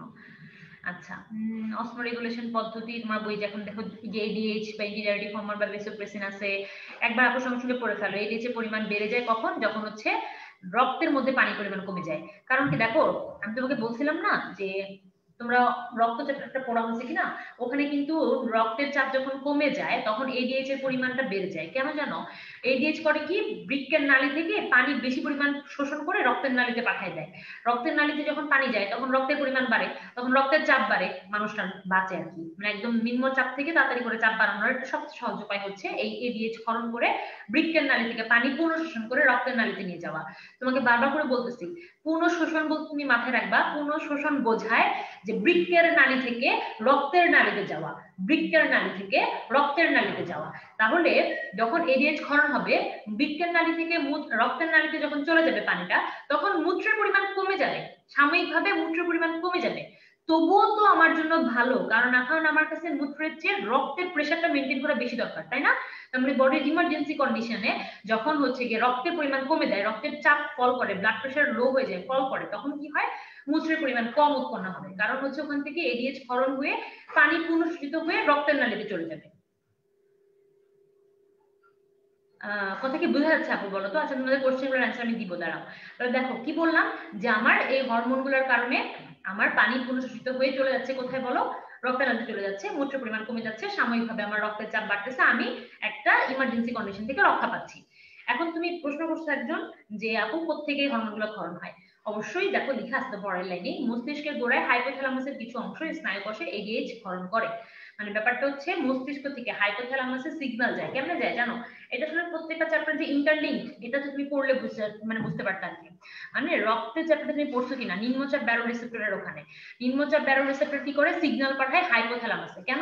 এই যে হাইপোথ্যালামাস হচ্ছে এডিএইচ ক্ষরণ করে, এডিএইচ তখন চলে আসে রেচন তন্ত্রে, এসে কিডনির বৃক্কীয় নালিকার কাছ থেকে কি করে, ওখানে জাক্সটাগ্লোমেরুলার কমপ্লেক্সের কাছে নক করে, নক করলে ওরা কি করে, রেনিন তৈরি করে দেয়। তখন মস্তিষ্ক থেকে আসা এডিএইচ আর বৃক্কের নালী থেকে তৈরি হওয়া রেনিন, এটা একটা এনজাইম, এই রেনিন এনজাইম আর মাথা থেকে আসা এডিএইচ হরমোন, দুইটা মিলে মিশে বৃক্কের নালী থেকে পানি পুনঃ শোষণ করে পাঠায় দেয় রক্তের নালীতে। বুঝছো আপুর কথা? ক্লিয়ার? এটাকে নিউরোসিক্রেশন বলে আর কি, যেহেতু মস্তিষ্ক থেকে আসে। এডিএইচ পশ্চাৎ পিটুইটারি গ্রন্থির মাধ্যমে প্রবাহিত হয়, রক্তে অবমুক্ত হয়। এই লাইনগুলো তোমাকে এমসিকিউর জন্য একটু মুখস্থ করতে হবে। হাইপোথ্যালামাসের মধ্যে কি থাকে, অসমো রিসেপ্টর থাকে, যেটা আর কি তোমার বডির সাথে ব্যালেন্স করে পানির পরিমাণ বডিতে বেড়ে গেছে নাকি কমে গেছে। বডিতে বেড়ে গেছে মানে আসলে রক্তের নালীতে, রক্তের নালীতে হচ্ছে রক্তনালীতে মানে পরিমাণ কমে গেছে কিনা, রক্তের পরিমাণ কমে গেছে কিনা, মানে রক্তের একটা অনেক বড় একটা অংশ পানি, তার মানে পানির পরিমাণ কমে গেছে কিনা। যদি রক্তের নালীতে পানির পরিমাণ কমে যায় তাহলে হচ্ছে কম করে এডিএইচ ফালাবে, কারণ হচ্ছে কি ওই তোমার ভুল বললাম, তখন বেশি বেশি করে এডিএইচ দিবে। কেন? কারণ এডিএইচ গিয়ে বৃক্কের নালী থেকে পানি পুনঃশোষণ করে রক্তের নালীকে সাপ্লাই দিবে। মানে পুরো ব্যাপারটাই হচ্ছে যখন তোমার রক্তের নালীতে পানি দরকার তখন তুমি বেশি করে এডিএইচ দিবা, কারণ সেই এডিএইচ কি করবে, বৃক্কের নালী থেকে পানি শোষণ করে রক্তের নালীতে দিয়ে দিবে। আর যখন তোমার বডির রক্তে অনেক বেশি পানি হয়ে গেছে তখন তুমি এডিএইচ দিবা না, যে ঠিক আছে মূত্র হিসেবে বের হয়ে যাক, আমার রক্তের মধ্যে প্রেশার নেওয়ার দরকার নেই, তাই না বলো? মানে পুরো জিনিসটাই কি হরমোনাল একটা ব্যালেন্স, এবং এটাকে আমরা কি বলতেছি, অসমো রেগুলেশন পদ্ধতি। এই লাইনগুলো তুমি যদি গুছায় সুন্দর করে লিখতে পারো তাহলে অবশ্যই তোমার গ বা ঘয় একটা সুন্দর অ্যান্সার হয়ে যাবে। ঠিক আছে? চেষ্টা করবা গ বা দা আকারে না লিখে এই কথাগুলোকে 1 2 3 4 5 6 করে নিজের মতো করে জাস্ট পয়েন্ট করে লিখবা, তাহলে টিচারের চোখেও লাগবে, দেখতেও ভালো লাগবে, নাম্বারও বেশি পাবা। ঠিক আছে? আচ্ছা, তারপরে দেখো বৃক্কের তাৎক্ষণিক বিকল ও লক্ষণীয়করণ। এখন আমরা একটু ডিজিজ পার্টে চলে গেছি, যে বৃক্ক হঠাৎ করে ধরো 48 ঘন্টা, এই কথাটা মনে রাখো, এই 48 ঘন্টা ধরে যদি কারো ইউরিনেশন না হয়, আটকায় যায়, তখন সেই ক্ষেত্রে হচ্ছে বৃক্ক মানে কিডনি ফেল হওয়ার একটা চান্সেস থাকে, বৃক্কের তাৎক্ষণিক বিকল বলে। তারপরে হচ্ছে কারণ যে পটাশিয়ামের পরিমাণ বেড়ে যায়, পটাশিয়াম তো আমাদের বডির জন্য ভালো না, বেশি থাকা ভালো না, আবার কমে যাওয়া ভালো না। তো পটাশিয়াম তো মূত্রের মাধ্যমে বের হয়ে যাচ্ছিল, সক্রিয় ক্ষরণ খেয়াল করলে তুমি পাবা। তাহলে যদি মূত্র না বের হয় তাহলে পটাশিয়াম বেরোবে না, পটাশিয়াম যদি না বের হয় তাহলে বারবার এটা পটাশিয়ামে রক্ত চলে যাবে, রক্ত চলে গেলে আমাদের হৃৎপিণ্ডের উপর এটা অ্যাটাক করবে, তখন হচ্ছে কি হৃদযন্ত্রের ক্রিয়া বন্ধ হয়ে যায়। এই জন্য মূত্রটা আসলে খুব ইম্পর্টেন্ট, বের হয়ে যাওয়া, খারাপ জিনিসগুলো বের হয়ে যাওয়া খুব ইম্পর্টেন্ট। আচ্ছা, তারপর তাৎক্ষণিক বিকরণের কারণগুলো লিখছে, এগুলো হচ্ছে কি তোমার মানে পড়বা এমসিকিউর জন্য, প্লাস রিটেনে যদি খুব বাজে প্রশ্ন করে আর কি, মানে মনে করো এর চেয়ে অনেক গুরুত্বপূর্ণ প্রশ্ন আমি তোমাকে পড়াইতেছি অলরেডি, তারপরে যদি কেউ করতে চায় যে কেন হঠাৎ করে বৃক্ক মানে বিকল হয়ে যেতে পারে, এরকম প্রশ্ন আসতে পারে সামনে, আসলে তখন অনুধাবনের জন্য এই পয়েন্টগুলো একটু লিখে দিবা। এগুলো নিজেরা রিডিং করলেই বুঝবা, বোঝানোর মতো আসলে কিছু নাই। বৃক্কের বিকলের লক্ষণগুলো পড়বা, বডিতে কি কি ধরনের চেঞ্জ হয়, একেবারেই মূত্র ত্যাগ হচ্ছে না, তারপরে হচ্ছে নাইট্রোজেন ঘটিত বর্জ্য পদার্থগুলো বডিতে রয়ে যাচ্ছে, শরীর ফুলে যাচ্ছে, কারণ কি ওই যে পানি পূর্ণ শোষণ হয়ে রক্তের নালীতে গিয়ে রক্ত থেকে বেরোয় পারলে কোষের মধ্যে পানি জমে যাচ্ছে, তখন পুরো বডি ফুলে যায়, এডিমা বলি আমরা। এই জিনিসগুলো একটু পড়বা। তখন আমাদের কি করা উচিত, প্রতিকার, প্রতিকারে সবসময় মনে রাখবা ফার্স্ট মানে ফার্স্ট লাইন ট্রিটমেন্ট হচ্ছে খাবার দাবার চেঞ্জ করা, নিজের লাইফস্টাইল চেঞ্জ করা, লাইফস্টাইল মডিফিকেশনটা হচ্ছে প্রথম চিকিৎসা। তারপরে আমরা ড্রাগস দিই, ড্রাগস দিয়ে কাজ না হইলে তখন হচ্ছে আমরা অপারেশনে যাই, তাই না? শুরুতেই ধুপ করে একটা রোগীকে আমরা অপারেশন করে ফেলতে নিয়ে যাবো না, আমাদেরকে স্টেপ ওয়াইজ যেতে হবে। তাহলে প্রথমে কিছু কথাবার্তা বলতে হবে, ব্লাড প্রেশার নিয়ন্ত্রণ রাখতে হবে, ডায়াবেটিস নিয়ন্ত্রণ রাখতে হবে, এই লাইনগুলো একটু পড়বা, হ্যাঁ? আচ্ছা, বললাম না আর একটা জিনিস আমরা পড়বো, সেটা হচ্ছে ডায়ালাইসিস। এটা খুব গুরুত্বপূর্ণ, এটা অনেক সময় অনুধাবনের জন্য আসতে পারে যে ডায়ালাইসিস বলতে কি বুঝবে বা ডায়ালাইসিস কখন করা হয়। এটা আমি তোমাকে একটু পড়াই দিচ্ছি, তার আগে বলি আর কিছু আছে কিনা দেখি। হরমোনাল ক্রিয়া আছে, ওকে, যেগুলো আমি তোমাকে পড়াইছি অলরেডি। তখন তোমাকে আমি আরেকবার দেখাই দিব যেন তোমার ঝামেলা না লাগে। কোন হরমোনের মেইন কাজ কি সেগুলো আপনি তোমাকে বলে দিব। তার আগে ডায়ালিসিসটা বলি। এইটা কিন্তু তোমার অনুধাবনের জন্য যেমন ইম্পর্টেন্ট, আবার একটু চাইলে কেউ বড় প্রশ্নও করতে পারে। তোমাকে আমি একটু সহজ করে আগে বুঝাই যে এই ডায়ালাইসিসটার অ্যাকচুয়ালি থিমটা কি। থিম হচ্ছে যখন একটা মানুষের কিডনি ঠিকমতো কাজ করতেছে না, তখন তার রক্তের মধ্যে কি বর্জ্য পদার্থ জমে যাচ্ছে। তো বর্জ্য পদার্থ জমে যাওয়ার কারণে, তো টক্সিক কারণেই পেশেন্টটা মারা যাবে। এই যেমন বললাম পটাশিয়ামের কথা, পটাশিয়াম বেশি জমে গেলে হৃৎপিণ্ডের কার্যক্রম বন্ধ হয়ে যাবে, তাহলে পেশেন্টটার উপর অ্যাটাক করতেছে। তো এই ধরনের ক্ষেত্রে আমাকে করতে হবে কি, তার বৃক্ক কাজ না করলেও তার রক্ত পরিশুদ্ধ রাখতে হবে, আমাকে রক্ত ক্লিন করতে হবে। এই যে কৃত্রিম প্রক্রিয়াটাকে আমরা বলি ডায়ালাইসিস। যেটা আমার বৃক্ক করতেছিল সেটা ন্যাচারাল ডায়ালাইসিস, আর আমি তুমি যেটা ডাক্তার হিসেবে আর্টিফিশিয়ালি বাইরে থেকে করার চেষ্টা করবো সেটা হচ্ছে আর্টিফিশিয়াল ডায়ালাইসিস। এই ডায়ালাইসিসটাকে ওরা আবার দুই ভাগ করছে, একটা হিমোডায়ালাইসিস, একটা পেরিটোনিয়াল ডায়ালাইসিস, দুইটা ডিফারেন্ট। কি হচ্ছে এই জিনিসটা আমি তোমাকে একটু বলি, খুব ইন্টারেস্টিং, বুঝছো? মানে কি করা হয়, একটা মানুষটাকে মনে করো একটা প্রতীকী মানুষ আঁকলাম, এই মানুষের সঙ্গে একটা মেশিন অ্যাড করে দেওয়া হয়, ডায়ালাইসিস মেশিন। মানুষের আর্টারি আছে, আর কি ভেইন আছে। আর্টারি মানে হচ্ছে ধমনী, আর ভেইন মানে হচ্ছে শিরা, তাই তো? করা হয় কি, ওর আর্টারিটা তো মানে হৃৎপিণ্ড থেকে বের হয়েছে, মানে মহাধমনীর যে শাখাগুলা মানে অক্সিজেন বাহী রক্ত আনতেছে। তো করা হয় কি, এইটা মনে করো আর্টারি লিখলাম, হ্যাঁ? আর্টারিটার সাথে একটা টিউব দিয়ে, ক্যাথেটার করে একটা টিউব দিয়ে তোমার হচ্ছে এই মেশিনের সঙ্গে কানেকশন দেওয়া হয়। তো মেশিনের একটা পার্টে মনে করো কিছু ডায়ালাইসিস পদার্থ থাকে, মানে হচ্ছে একটা ডায়ালাইসিস উপাদানগুলোর নাম মুখস্থ করতে হবে, পদার্থ থাকে। এই কথাটা, এই জিনিসটা কি আমি তোমাকে বুঝাচ্ছি, দাঁড়াও আগে বলি কি হয়। এই দিক থেকে কিছু নালীর মাধ্যমে আর্টারিয়াল যে ব্লাডটা আছে, অক্সিজেন যুক্ত যে রক্তটা, ওই রক্তগুলো এখানে নিয়ে আসে। এখন রক্তের মধ্যে তো খারাপ জিনিসগুলো জমে গেছে, তখন আমরা তো জানি যে মানে অভিস্রবণ হয়, এক মানে মাঝখানে বৈষম্য বিদ্যুৎ ঝিল্লি পদার্থ থাকলে এক পাশ থেকে আরেক পাশে, এটা কেমিস্ট্রি বা ফিজিক্সের একটা বেসিক, যে আমরা কি হবে যেখানে কম থাকবে সেখানে হচ্ছে বেশি জায়গা থেকে কমের দিকে যাবে, এরকম কিছু ব্যাপার স্যাপার থাকে না? তো এখন দেখো এখানে যে হলো পটাশিয়ামের পরিমাণ অনেক বেড়ে গেছে, যেটা আমার বডির জন্য ভালো না, আর আমার ডায়ালিসিস উপাদানে আমি পটাশিয়াম রাখি নাই, তাহলে এখান থেকে পটাশিয়াম গুলো কই চলে আসবে, ডায়ালিসিস উপাদানের মধ্যে চলে আসবে। খারাপ যত পদার্থগুলো আছে এগুলো সব কি ডায়ালিসিস উপাদানের মধ্যে চলে আসবে। তাইলে এই রক্তটা তখন পরিশুদ্ধ হয়ে গেল, তখন আমি কি করব, পরিশুদ্ধ রক্তটাকে ভেইনের মাধ্যমে বডির ভিতরে আবার দিয়ে দিব। মানে পরিশুদ্ধ রক্তটাকে ভেইনের মাধ্যমে দিচ্ছি, শুধু কি কালেকশন করে দিচ্ছি, যে অন্যান্য যত যে কাজটা বৃক্কের করার কথা, যে কাজটা বৃক্কের মধ্যে ছাঁকুনি হওয়ার কথা, মানে এখানে যে গ্লোমেরুলাস ছিল ওই গ্লোমেরুলাসের মধ্যে যে ছাকার কথা, সেটা আমি বাইরে এনে ছেঁকে দিলাম, বুঝছো? এটাই হচ্ছে কি আর্টিফিশিয়াল ডায়ালাইসিস। এবং এই যে আমি তোমাকে দেখাইলাম, এটাকে বলে হিমোডায়ালাইসিস। এই প্রক্রিয়াটা হচ্ছে হিমোডায়ালাইসিস। বডির বাইরে মেশিন সেট করে আর্টারির সাথে কানেকশন করে রক্ত নিয়ে এসে কারেক্ট করে ওই হচ্ছে কি তোমার ভেনের মাধ্যমে পুরো বডিতে আবার সুন্দর মতো দিয়ে দেওয়া। তাহলে বৃক্ক কাজ না করলেও আর্টিফিশিয়ালি আমরা রক্তটা পরিশুদ্ধ করলাম, এটাকে আমরা ডায়ালাইসিস বলতেছি। তোমাকে এমসিকিউর জন্য পড়তে হবে এই ডায়ালাইসিসের জন্য যে উপাদানগুলো, এখানে কি কি উপাদান আমরা ইউজ করি, এই উপাদানগুলোর নাম তুমি পড়বা, তোমার বইয়ে আছে। এমসিকিউর জন্য পড়বা, অনুধাবনে যদি ডায়ালাইসিস নিয়ে প্রশ্ন আসে লিখে দিবা, তাহলে টিচার খুশি হবে। আচ্ছা, তাহলে কি বললাম যে হিমোডায়ালিসিস গেল। এখন পেরিটোনিয়াল ডায়ালিসিস কি জিনিস, সেটা হচ্ছে আমাদের পেটের ভিতরে, হ্যাঁ, আমাদের মানে ডায়াফ্রামের নিচে পেরিটোনিয়াল স্পেস বলে একটা বিশাল ফাঁকা জায়গা আছে। এখন তুমি আসলে এটা তোমাকে কল্পনা করে নিতে হবে, যে তুমি না দেখলে হয়তো বুঝবা না। তোমার বইয়ে একটা ছবি আছে, দেখো এটা দেখে বুঝো কিনা, তোমাকে দেখাই। দেখতে পাচ্ছ আমি তোমাকে যেটা পড়াইলাম সেটা হচ্ছে এটা। এই যে দেখো দুইটা নালীর মাধ্যমে লোকটাকে কানেক্ট করে দিছে, ওই একটা নালী দিয়ে হচ্ছে যাচ্ছে রক্তটা ভিতরে গিয়ে কারেকশন হচ্ছে, ওই আরেকটা নালী দিয়ে সে মানুষের রক্তে আবার ফেরত যাচ্ছে রক্তটা, বুঝছো? তার মানে আমার আর্টিফিশিয়াল মানে ডায়ালিসিস মেশিনটা হচ্ছে আমার কি হিসেবে কাজ করতেছে বলো তো, বৃক্ক হিসেবে কাজ করতেছে, আর্টিফিশিয়াল কিডনি হিসেবে কাজ করতেছে। আচ্ছা, এবার পেরিটোনিয়াল ডায়ালিসিস, যে দেখো তোমার বডির ভেতরে যে এই ফাঁকা জায়গাটা দেখতে পাচ্ছ, কল্পনা করে নাও, কারণ যেহেতু তোমরা অ্যানাটমি জানো না বা এই জিনিসগুলো দেখো নাই কখনো সামনাসামনি, এই যে টোটাল জায়গাটা, এই পুরো জায়গাটা হচ্ছে আমার পেরিটোনিয়াল স্পেস বা ফাঁকা। এর মাঝখানে মাঝখানে আমাদের বিভিন্ন অর্গান আছে, মানে অঙ্গ আছে, তাও মাঝখানে মাঝখানে কিছু ফাঁকা জায়গা আছে। তো আমরা করি কি, ফাঁকা জায়গার মধ্যে হচ্ছে গিয়ে ক্যাথেটারটিক ডায়ালাইসিস উপাদান, ডায়ালাইসিস দ্রবণটাকে দিয়ে দিই। যেই দ্রবণটা করে কি, আশেপাশে দিয়ে রক্ত যাওয়ার সময় টেনে টেনে ওর ভিতরে খারাপ জিনিসগুলো নিয়ে যায়। তো আমরা ওকে দিয়ে রাখি, মানে পেটের মধ্যে ফাঁকা জায়গার মধ্যে ডায়ালাইসিস পদার্থটা দিয়ে রাখি। ও হচ্ছে 3 ঘন্টা 4 ঘন্টা মানে কিছুক্ষণ সময়ের মধ্যে হচ্ছে গিয়ে ও কি করে, সবগুলা বর্জ্য পদার্থ টেনে টেনে নিজের মধ্যে জমায়। দেখো এটা নীল পানি ছিল, পরের ছবিটা দেখো কালো পানি হয়ে গেছে। মানে বুঝেছে যে এখান থেকে এখানে এতক্ষণ সময়ের পরে এখানে কি হয়েছে, সব বর্জ্য পদার্থ গুলো জমছে। তারপর আমরা কি করি, ক্যাথেটার দিয়ে খারাপ জিনিসটাকে, মানে যে জিনিসটা আমরা ইচ্ছে করে পেটে ঢুকাইছিলাম পেরিটোনিয়ামের মধ্যে, ওই পেরিটোনিয়ামের মধ্যে থেকে জিনিসটাকে বাইরে বের করে এনে ফেলে দিই। বুঝছো, ড্রেনেজ ব্যাগ। এটা হচ্ছে পেরিটোনিয়াল ডায়ালাইসিস।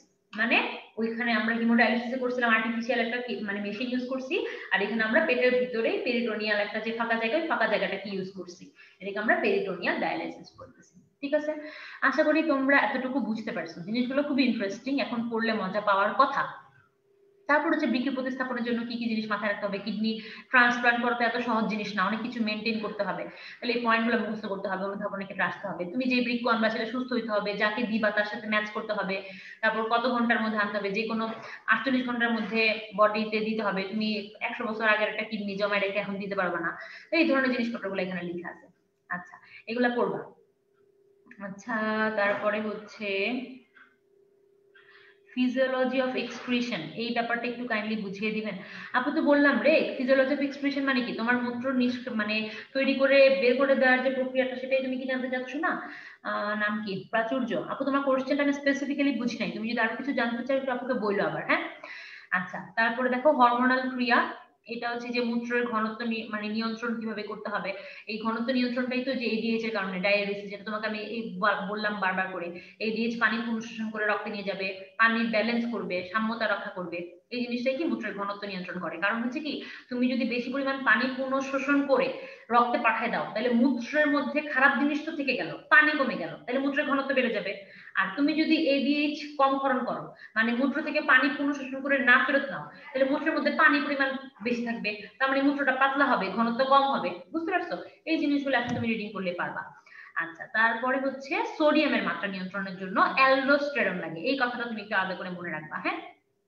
আর তো তোমাকে বলছিলাম না, মানে রেনিনের কথা, এই যে ডাক্সট্রাগ্লোমেরুলার কমপ্লেক্স, যেটা তোমাকে একটু আগে বলছিলাম, যে এডিএইচ হরমোন আর রেনিন এনজাইম, ডাক্সট্রাগ্লোমেরুলার কমপ্লেক্স থেকে রেনিন এনজাইম আসে। ওরা হচ্ছে গিয়ে তোমার এনজিওটেনসিন নামক একটা হরমোনে পরিণত হয়। ওই হরমোনটাও তোমার হেল্প করে। তুমি এই জায়গাটা একটু কি করবে আমি তোমাকে বলি, এই জায়গা থেকে 1 নাম্বার হরমোনের নাম যেটা মনে রাখবা, সেটা হচ্ছে অ্যালডোস্টেরন। কি বললাম? অ্যালডোস্টেরন। সোডিয়ামের মাত্রা নিয়ন্ত্রণের জন্য হরমোনের নাম জিজ্ঞেস করলে অ্যালডোস্টেরন। পানির সাথে রিলেটেড কোনো হরমোন জিজ্ঞেস করলে অ্যান্সার হবে এডিএইচ, বেঞ্জিডিয়ারেটিক হরমোন। এমসিকিউর ক্ষেত্রে এটা অবশ্যই অবশ্যই অবশ্যই মাথায় রাখবে। ঠিক আছে, তারপরে হচ্ছে আসলে কি, সোডিয়াম আর পানি না, বুঝছো ভাই ভাই, কারণ তুমি যখন সোডিয়াম পুনঃশোষণ করবা, মনে করো তোমার বডিতে সোডিয়ামের পরিমাণ কমে গেছে, আর মূত্রের নালীর মধ্যে সোডিয়ামের পরিমাণ রয়ে গেছে, তাহলে তুমি কি করবা, সোডিয়ামটাকে সাক করে নিয়ে আসবা রক্তের নালীতে। তো সোডিয়াম কি আমাদের কাঁচা লবণের মতো লবণের গুঁড়া হিসেবে শোষণ হবে? কখনোই না। ওই সোডিয়ামটা তো তোমার জলীয় দ্রবণ হিসেবে শোষণ হবে। তার মানে তুমি যখন সোডিয়াম শোষণ করবা, আলটিমেটলি অ্যালডোস্টেরন কিন্তু সোডিয়ামের পাশাপাশি পানিও পুনঃশোষণ করে নেয়। বাট এডিএইচ সোললি পানি পুনঃশোষণ করার কাজ করে। বুঝছো? এই জিনিসগুলো একটু আলাদা করে মাথায় রাখবা। আচ্ছা, তারপরে হচ্ছে সোডিয়াম পটাশিয়াম পাম্প উদ্দীপ্ত করে, এগুলো একটু দেখবা। এখন এখানে দেখো একটু শর্ট করে তোমাকে বলা আছে এই জিনিসটা। এডিএইচ উৎপত্তি হবে হচ্ছে হাইপোথ্যালামাস থেকে, ক্ষরণ হবে পশ্চাৎ পিটুইটারিতে। মানে কি, হাইপোথ্যালামাসে উৎপন্ন হয়ে পিটুইটারি গ্ল্যান্ডে জমা থাকে, পরে সেখান থেকে ক্ষরণ হয়। এটা অনেকটা ওই যে তোমার লিভার আর ইয়ার মতো, যকৃৎ আর পিত্তথলির মতো। মানে পিত্তরস তৈরি হবে যকৃতে, জমা থাকবে পিত্তথলিতে, তারপর পিত্তথলি থেকে ক্ষরণ হবে। ঠিক তেমনি এডিএইচ তৈরি হবে হাইপোথ্যালামাসে, জমা থাকবে পশ্চাৎ পিটুইটারিতে, সেখান থেকে রিলিজ হয় আর কি। বুঝছো? তারপর দেখো তোমাকে বলছিলাম না, এডিএইচ সমানুপাতিক হচ্ছে পানি শোষণ, এবং ওরা দেখো ডিভাইডেড বাই লিখে রাখছে রক্তে পানির পরিমাণ। মানে এটা তুমি মনে না রাখলেও পারো, কারণ তুমি তো বুঝতে পারতেছো পানির শোষণ বাড়লে রক্তের পানির পরিমাণ বেড়ে যাবে। বুঝছো? আর ওই যে তোমাকে বলছিলাম না, যে রক্তের পানির সাথে কিন্তু এডিএইচ এর সম্পর্কটা কি ব্যস্তানুপাতিক। কারণ রক্তে যদি পানির পরিমাণ বেড়ে যায়, তখন এডিএইচ ক্ষরণ হবে না, কারণ এডিএইচ তো রক্তের মধ্যে পানি বাড়ায়। এমনি রক্তে পানি বেশি, তুমি যদি আবার এডিএইচ ছাড়ো, তাহলে তারও পানি বেড়ে যাবে রক্তের মধ্যে। তাহলে রক্তের পানির পরিমাণের সাথে এডিএইচ এর সম্পর্কটা হচ্ছে ব্যস্তানুপাতিক। এগুলো একটু মনে রাখলে সত্য মিথ্যা থেকে বের হয়ে আসা যায়, বা যে কোনো রিটার্নের কোশ্চেন একটু বুঝে অ্যান্সার করা যায়। সোডিয়ামের মাত্রা নিয়ন্ত্রণের জন্য কে কে দায়ী? যে রেনিন লিখছে, এনজিওটেনসিন লিখছে। আর অ্যাড্রেনাল কর্টেক্স থেকে, অ্যাড্রেনাল গ্রন্থি কি জানো? তোমার বৃক্কের উপরে একটা গ্রন্থি থাকে, সেটাকে আমরা বলি অ্যাডরেনাল গ্রন্থি বা সুপ্রারেনাল গ্রন্থি। এগুলো তোমরা অধ্যায় 8 যখন করবা না, ওই যে স্নায়ু চ্যাপ্টারটা, ওখানে তুমি দেখবা যে হরমোন পার্টটার ওখানে গ্রন্থিগুলোর নাম টাম আছে, ওখানে তুমি অ্যাড্রেনাল গ্ল্যান্ড পাবা। ওই অ্যাড্রেনাল গ্ল্যান্ডের কর্টেক্স পার্ট থেকে অ্যালডোস্টেরন উৎপন্ন হয়। এই অ্যালডোস্টেরনটা হচ্ছে কি তোমার সোডিয়ামের সাথে রিলেটেড। তোমাকে আমি একটু বললাম না, সোডিয়াম নিয়ে কোনো হরমোনের নাম জানতে চাইলে তুমি বলে দিবা অ্যালডোস্টেরন। তারপর হচ্ছে কিভাবে পিএইচ কন্ট্রোল করে, এই জায়গাটা তুমি এমসিকিউ এর জন্যই আসলে একটু বেশি দেখবা। এটাই আমাদের আজকের লাস্ট টপিক, তাই না? এই যে বলে দিচ্ছে 3 স্টার টাইপ টপিক হচ্ছে মূত্র তৈরির ধাপসমূহ এবং বৃক্কের বিকল এবং প্রতিকার। বিকল হইলে যে তোমার ডায়ালিসিস করতে হবে, কিভাবে করে কি করতে হয়, এই জিনিসগুলো থেকেও প্রশ্ন করতে পারে গ ঘতে, ঠিক আছে?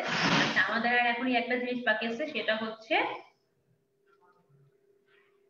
পিএইচ নিয়ন্ত্রণের জন্য।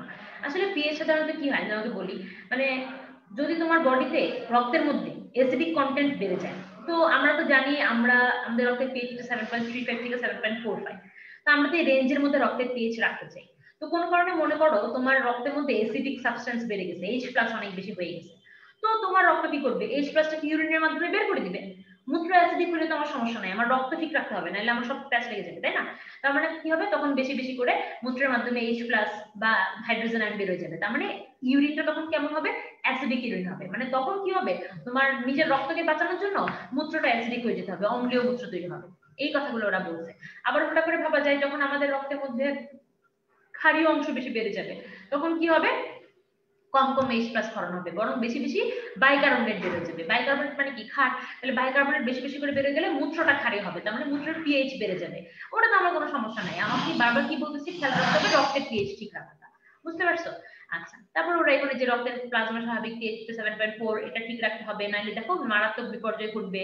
ওইটার জন্যই হচ্ছে আমরা কি করি, সবকিছু মানে রক্তের মানে ঠিক রাখার জন্য মূত্রটাকে নিয়ে অনেক হেরফের করি। এই জন্য দেখো মূত্রের পিএইচ এর রেঞ্জ বিশাল বড়, 4.5 থেকে 8.5।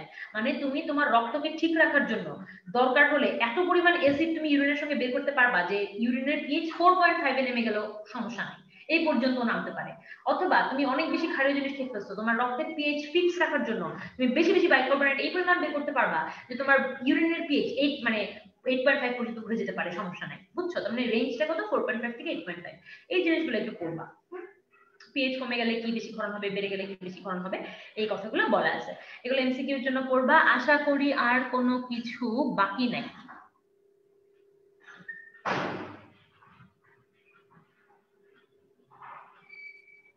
একজন একটু অর্নিথিন সাইকেলটা জানতে চাচ্ছ, তাই না? আসলে অর্নিথিন সাইকেলটা কি আমি তোমাকে বলি, এগুলো ইনশাআল্লাহ তোমার সামনে আসলে তুমি পড়বা আবারও।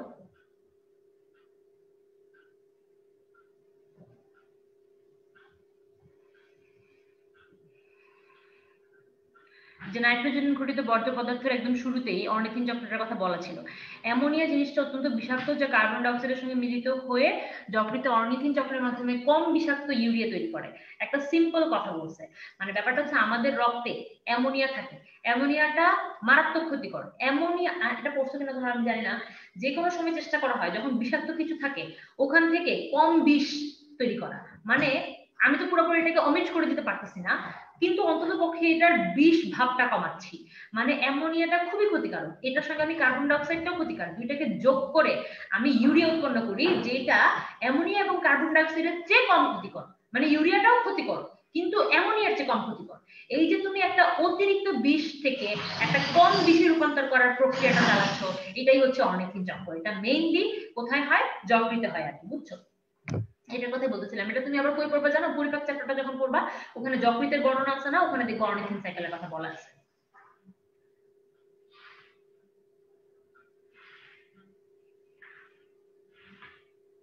তাহলে বুঝা গেছে নিশ্চয়ই, এই হচ্ছে অর্নিথিন চক্রের কথা। প্রক্রিয়ার নাম কি, অর্নিথিন চক্র কি তৈরি হয়, এটা কি ইউরিয়া চক্র বলে, এরকম করে এমসিকিউ অনেক কিছু আসতে পারে। অথবা অনুধাবনে যদি বলে অর্নিথিন চক্র বলতে কি বুঝো, আসতেই পারে। সুন্দর করে অর্নিথিন চক্র সম্পর্কে এই কথাগুলো লিখে নিবা, ঠিক আছে?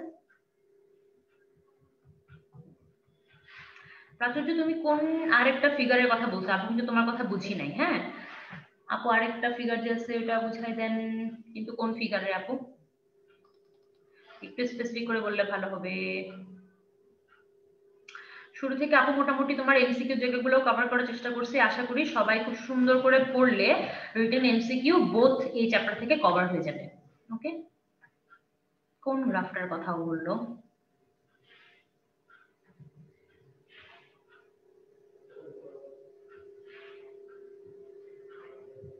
তুমি কি এই চক্রটার কথা বলতেছো কি না?